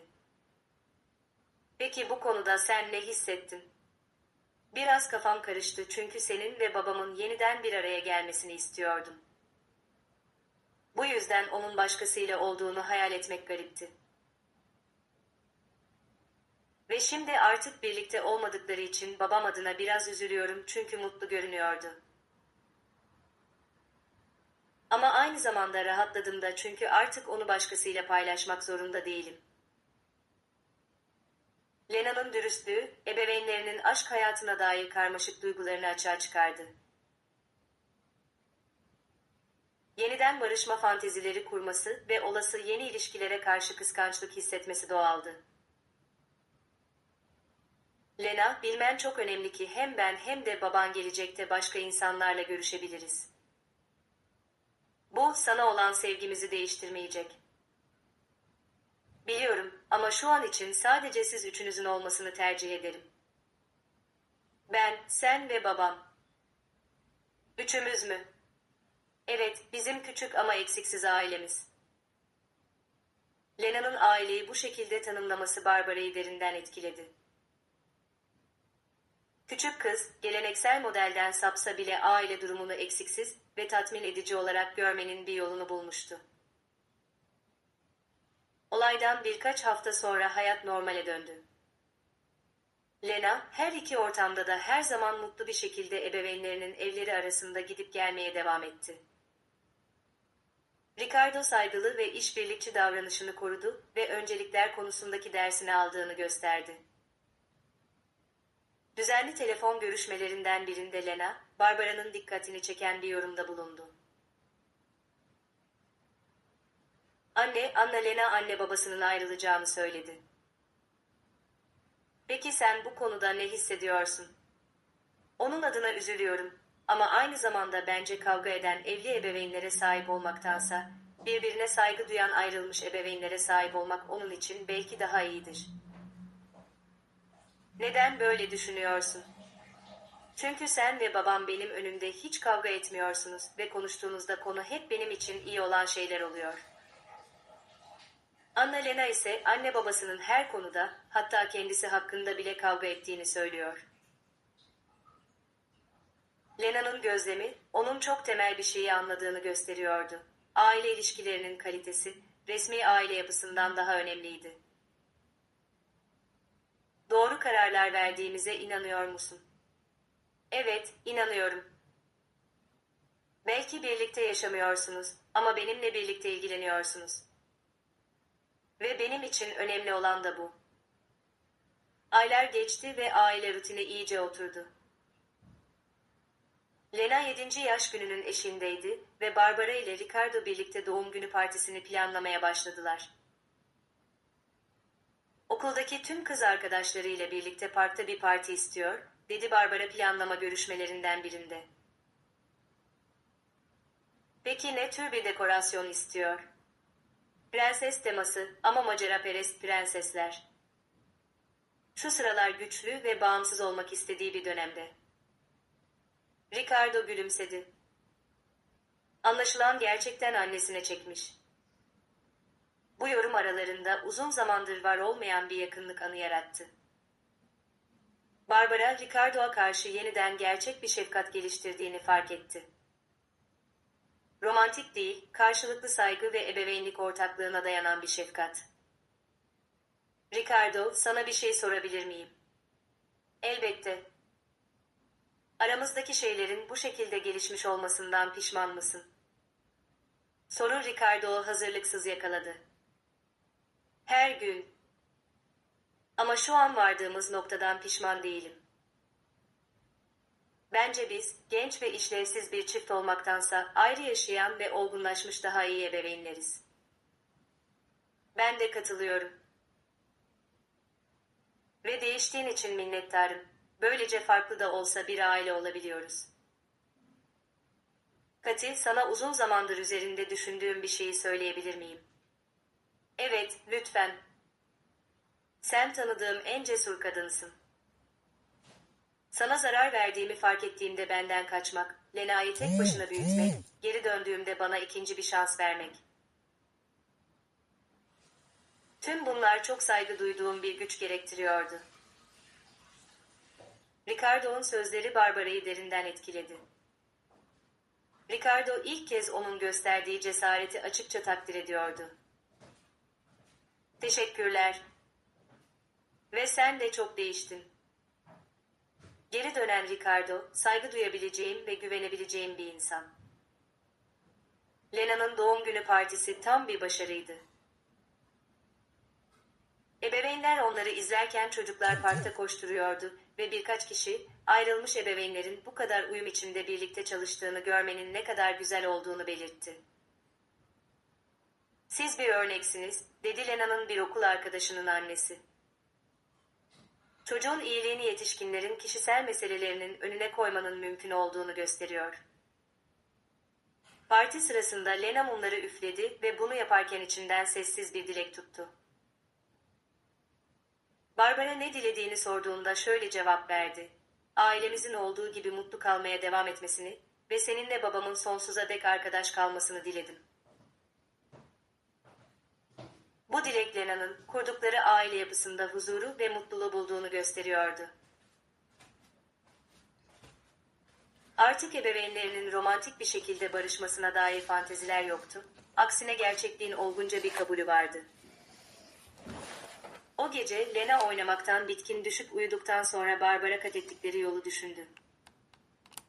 Korku ve güvensizlikle başlayan şey, sağlam ve saygılı bir ebeveynlik ortaklığına dönüşmüştü. Ricardo, insanların kişisel gelişime içtenlikle bağlı kaldıklarında değişebileceklerini kanıtlamıştı. Barbara, affetmenin unutmak anlamına gelmediğini, aksine tüm tarafların yararına olacak bir yol bulmak olduğunu öğrenmişti. Ve Lena, geleneksel ailelerdeki pek çok çocuğun sahip olmadığı bir şey kazanmıştı. Tam anlamıyla varlığını hissettiren, işbirliği yapan ve onun iyi olmasına odaklanmış iki ebeveyn. Birkaç ay sonra, düzenli telefon görüşmelerinden biri sırasında Lena, büyüyen olgunluğunu gösteren bir soru sordu. Anne, ben büyüyüp evlendiğimde, o kişinin benim için iyi biri olup olmadığını nereden anlayacağım? Bu soru, Lena'nın ebeveynlerini gözlemleyerek ilişkiler hakkında öğrendiği dersleri zihninde işlediğini gösteriyordu. Sence bir insanı iyi bir ilişki partneri yapan şey nedir? Sana saygı duyması gerekir, değil mi?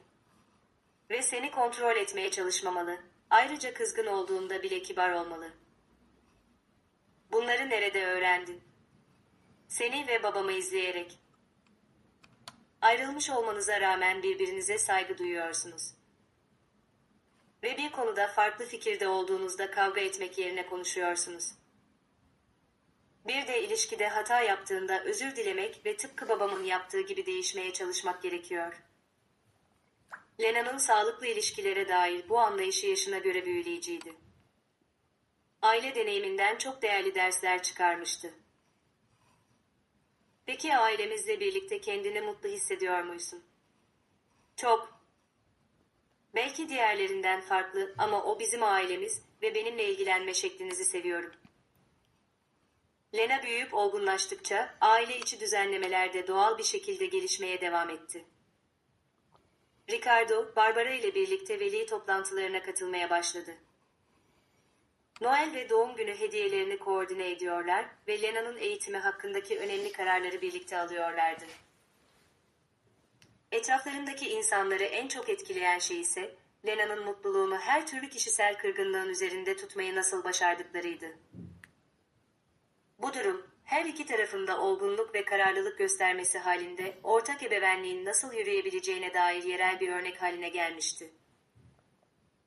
İlk göl kenarı buluşmasından yaklaşık bir yıl sonra bir gün Lena, hikayelerine kesin bir nokta koyacak olan bir keşifte bulundu. Bahçede oynarken her şeyin başladığı yerin yakınında gömülü olan son ve daha küçük bir kutu buldu. "Anne!" diye bağırdı. "Burada bir kutu daha var." Barbara, Lena'nın kazı yaptığı yere koştu ve Ricardo'nun sakladığı son hediyeyi çıkarmasına yardım etti. Kutunun içinde her ikisine de hitap eden bir mektup vardı. Barbara ve Lena için, "Ailemiz yeniden tamamlandığında açılmak üzere." Lena annesine baktı. "Ailemiz şimdi tamamlandı mı?" Barbara kızına baktı, Ricardo ve birlikte kurdukları her şeyi düşündü. "Evet tatlım, geleneksel yoldan değil ama tamamlandı." Mektubu birlikte açtılar. "En sevgili iki kadınıma, bu mektubu okuyorsanız, bu demektir ki değiştiğimi kanıtlamayı başarmışım ve Lena beni hayatına kabul etmiş. Bu, farklı da olsa yeniden bir aile olmanın bir yolunu bulduğumuz anlamına gelir. Barbara, bana kızımızı tanıma şansı verdiğin ve bana yeniden güvendiğin için teşekkür ederim. Bunun kolay olmadığını ve bazen hala da kolay olmadığını biliyorum. Lena, beni kabul ettiğin ve her gün bana daha iyi bir baba olmayı öğrettiğin için teşekkür ederim. Bu, göl kenarında sakladığım son sürpriz. Şu andan itibaren aramızda hiçbir sır olmayacak. Sadece birbirini yeni ve daha sağlıklı bir şekilde sevmeyi öğrenmiş bir aile olacak. Sonsuz sevgilerimle, Ricardo, babam." Lena mektubu göğsüne bastırdı. Artık gölde hazine aramama gerek kalmadı. En iyi hazineye zaten sahibim. Birbirini seven bir aile. Barbara, aldığı tüm kararlarla nihayet barışmış bir şekilde gülümsedi. Korkutucu bir keşifle başlayan şey, bir ailenin yeniden inşasına dönüşmüştü. Yıllar önce hayal ettiği son bu değildi ama dürüst, olgun ve sevgi dolu bir sondu. O gece Lena, babasının yazdığı son mektuba sarılarak uykuya daldı. Barbara ise, bazen en güzel hikayelerin geleneksel senaryoyu takip etmeyenler olduğunu düşündü. Bir zamanlar oldukları aileyi kaybetmişlerdi ama yeni bir aile kazanmışlardı. Çok daha sağlam temellere dayanan, daha güçlü bir aile. Ve Lena'nın gözlerindeki ışıltıdan Barbara, ailelerinin bu yeni versiyonunun sonsuza kadar mutlu olacağını anladı. Göldeki o hayat değiştiren keşfin üzerinden birkaç yıl geçmişti. Lena artık 10 yaşındaydı. Kendine güvenen, kendini iyi ifade edebilen ve duygusal olarak dengeli bir çocuk olmuştu. Ricardo ile olan ailevi anlaşmalar o kadar doğal hale gelmişti ki artık kimse bu dinamiği sorgulamıyor ya da tuhaf bulmuyordu. Barbara işinde terfi etmiş ve ona daha çok huzur veren bir maddi istikrara kavuşmuştu. Ricardo ise artık acil bir ihtiyaçtan dolayı değil, ruh sağlığını korumak için terapi tedavisine devam ediyordu. Sadece orada bulunan bir baba değil, Lena'nın yetiştirilmesinde gerçek bir ortak haline gelmişti. Özellikle güzel bir cumartesi sabahı, üçü birlikte her şeyin başladığı o göle gittiler. Doğum günleri ve Lena'nın önemli başarıları gibi özel tarihlerde burayı ziyaret etmek geliştirdikleri bir gelenek haline gelmişti. "Burada ilk küçük kutuyu bulduğum anı hatırlıyor musunuz?" dedi Lena. Artık babasıyla aynı yeşil gözlere ama annesinin o kararlı gülümsemesine sahip, daha büyük bir kızdı. "Bunu nasıl unutabiliriz?" diye güldü Barbara. "Hayatımızı tamamen değiştirdi." "Daha iyiye doğru," diye ekledi Ricardo ve hayatındaki en önemli iki kadının yanına, çimenlerin üzerine oturdu. Lena düşünceli bir şekilde gölün sakin sularına baktı. Sizce o küçük kutu hiç ortaya çıkmasaydı, birbirimizi başka bir yolla bulabilir miydik? 10 yaşındaki bir çocuk için derin bir soruydu ama Lena aile meseleleri üzerine her zaman derinlemesine kafa yormuştu. Bence bulurduk, diye yanıtladı Barbara. İnsanlar gerçek değişimlere hazır olduğunda, hayat bunu gerçekleştirmek için her zaman bir yol bulur. Peki her şeyin bu şekilde sonuçlanmasından dolayı mutlu musunuz? Diye sordu Lena ve sırayla ebeveynlerine baktı. Ricardo ve Barbara birbirlerine bakıp gülümsediler. Neredeyse bir ağızdan mutluyuz, dediler. Evli olmasak da Lena, sevilmenin ve bir aile olmanın pek çok biçimi olduğunu öğrendik, diye açıkladı Ricardo. Annen ve ben birbirimizi senin aracılığınla seviyoruz. Bu romantik olandan farklı bir sevgi ama derin ve gerçek. Aynı özel kişiyle ilgilenen en iyi arkadaşların sevgisi gibi mi, diye anlamaya çalıştı Lena. Aynen öyle, diyerek onayladı Barbara. Lena bu açıklamadan memnun kalarak yeniden Göl'ü izlemeye koyuldu. Bizim ailemizde en çok neyi seviyorum biliyor musunuz? Neyi, diye sordu ikisi birden. Bana her şeyin sadece iki seçeneği olmadığını öğrettiğiniz için, birlikte kalmak ya da birbirinden nefret etmek. İnsanların birbirine saygı duyduğu ve birlikte çalıştığı bir orta yolda varmış. Lena'nın ilişkiler konusundaki bilgeliği ebeveynlerini etkilemeye devam ediyordu. Onların ortak ebeveynliklerini nasıl şekillendirdiklerini gözlemleyerek iletişim, saygı ve çatışma çözümü hakkında çok değerli dersler çıkarmıştı. Peki sen büyüdüğünde ve kendi ilişkilerin olduğunda, sorunlar ortaya çıkarsa ne yapacaksın, diye sordu Barbara. Önce konuşacağım ve eğer o kişi konuşmak istemiyorsa ya da ilişkiye zarar veren şeyleri değiştiremiyorsa, gitme cesaretini göstereceğim. Ama eğer tıpkı babamın yaptığı gibi değişmek için gerçekten çaba harcıyorsa, ona ikinci bir şans vereceğim. Ve eğer çocuklar olursa, benim için zor olsa bile tıpkı sizin yaptığınız gibi çocukların iyiliğini her zaman ilk sıraya koyacağım. Ricardo fark ettirmeden bir gözyaşını sildi. Kızının ne kadar olgun olduğunu ve ne kadar sağlam değerlere sahip olduğunu görmek, tüm o değişikliklerin ve çabaların buna değdiğinin en büyük kanıtıydı. Biliyor musunuz, dedi Lena aniden, size daha önce hiç anlatmadığım bir şey var. Neymiş, diye merakla sordular. Bazen diğer çocuklar anne babalarının evde kavga ettiğinden ya da çok çirkin bir şekilde boşandıklarından bahsettiklerinde kendimi şanslı hissediyorum. Çünkü siz ayrılmış olsanız bile, hiçbir zaman birbiriniz hakkında kötü konuştuğunuzu ya da bana birbirinize öfkeli mesajlar iletmem için beni kullandığınızı duymadım. Bu yorum Barbara ve Ricardo'u derinden sarstı. Lena'yı her türlü toksiklikten korumak için bilinçli bir çaba sarf etmişlerdi ve görünüşe göre bunu başarmışlardı. Bu bizim için her zaman çok önemliydi, dedi Barbara. Kendini hiçbir zaman aramızdaki bir savaşın ortasındaymış gibi hissetmeni istemedik. Ve işe yaradı da.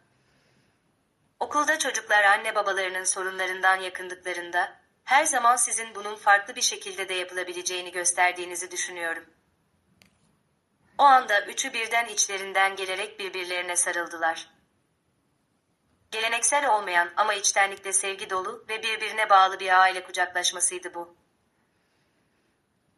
Birbirlerinden ayrıldıklarında Lena son bir yorumda bulundu. Bence Göl bizim mutlu bir aile olmamızı istedi. Bu yüzden ben onları bulmaya hazır olana kadar tüm bu ipuçlarını sakladı. Barbara gülümsedi. Lena, her şeyin nasıl da mükemmel bir şekilde birbirine uyduğunu açıklamak için kendi sihirli anlatısını yaratmıştı. Ve bu, inanması çok güzel bir hikayeydi. Belki de gerçekten öyledir, diyerek ona katıldı. Ve şimdi biz mutlu olduğumuza göre Göl artık dinlenebilir, diyerek sözlerini tamamladı Lena, önemli bir döngüyü kapatan birinin ciddiyetiyle.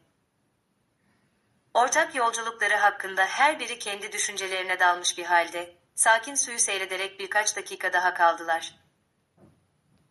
Gitmek için ayağa kalktıklarında Ricardo son bir soru sordu. Lena, hikayemizde bir şeyi değiştirebilseydin bu ne olurdu? Lena uzun uzun düşündü. Hiçbir şeyi. Çünkü bir şeyi değiştirseydim, belki de öğrendiğimiz tüm o önemli dersleri öğrenemezdik. Bu cevap, etkileyici bir olgunluğu ve bazen zorlu yolların en değerli hedeflere ulaştırdığına dair derin bir kabulü ele veriyordu. El ele eve doğru yürürlerken Barbara, aldığı tüm o cesur kararlar için sonsuz bir minnettarlık duydu. Lena'yı koruması gerektiğinde kaçmak, Ricardo gerçek bir değişim gösterdiğinde ona ikinci bir şans vermek, saygı ve işbirliğine dayalı yeni bir aile biçimi inşa etmek. Bir zamanlar hayal ettiği masal sonu bu değildi ama ondan çok daha iyi bir şeydi. Olgun ve sağlıklı bir şekilde sevmeyi öğrenmiş, kusurlu insanlardan oluşan gerçek bir aileydi.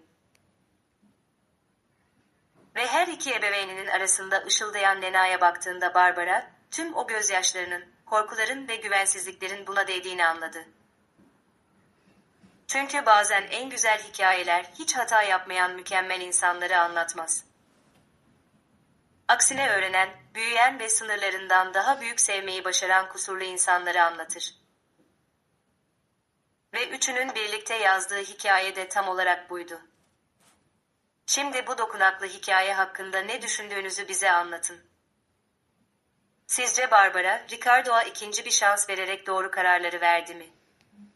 Aile ve affetmek üzerine hangi dersler en çok aklınızda kaldı? Görüşlerinizi yorumlarda paylaşın. Bu hikayenin sizin duygularınızı da en az bizim anlatırken hissettiğimiz kadar hareketlendirip hareketlendirmediğini duymaktan mutluluk duyarız. Ve eğer ikinci şanslar ile farklı şekilde bir araya gelen aileler hakkında bir hikaye duyması gereken birini tanıyorsanız paylaşmayı unutmayın. Bir beğeni bırakın ve sizin için bu kadar sevgiyle hazırladığımız diğer duygusal hikayeleri kaçırmamak için kanala abone olun.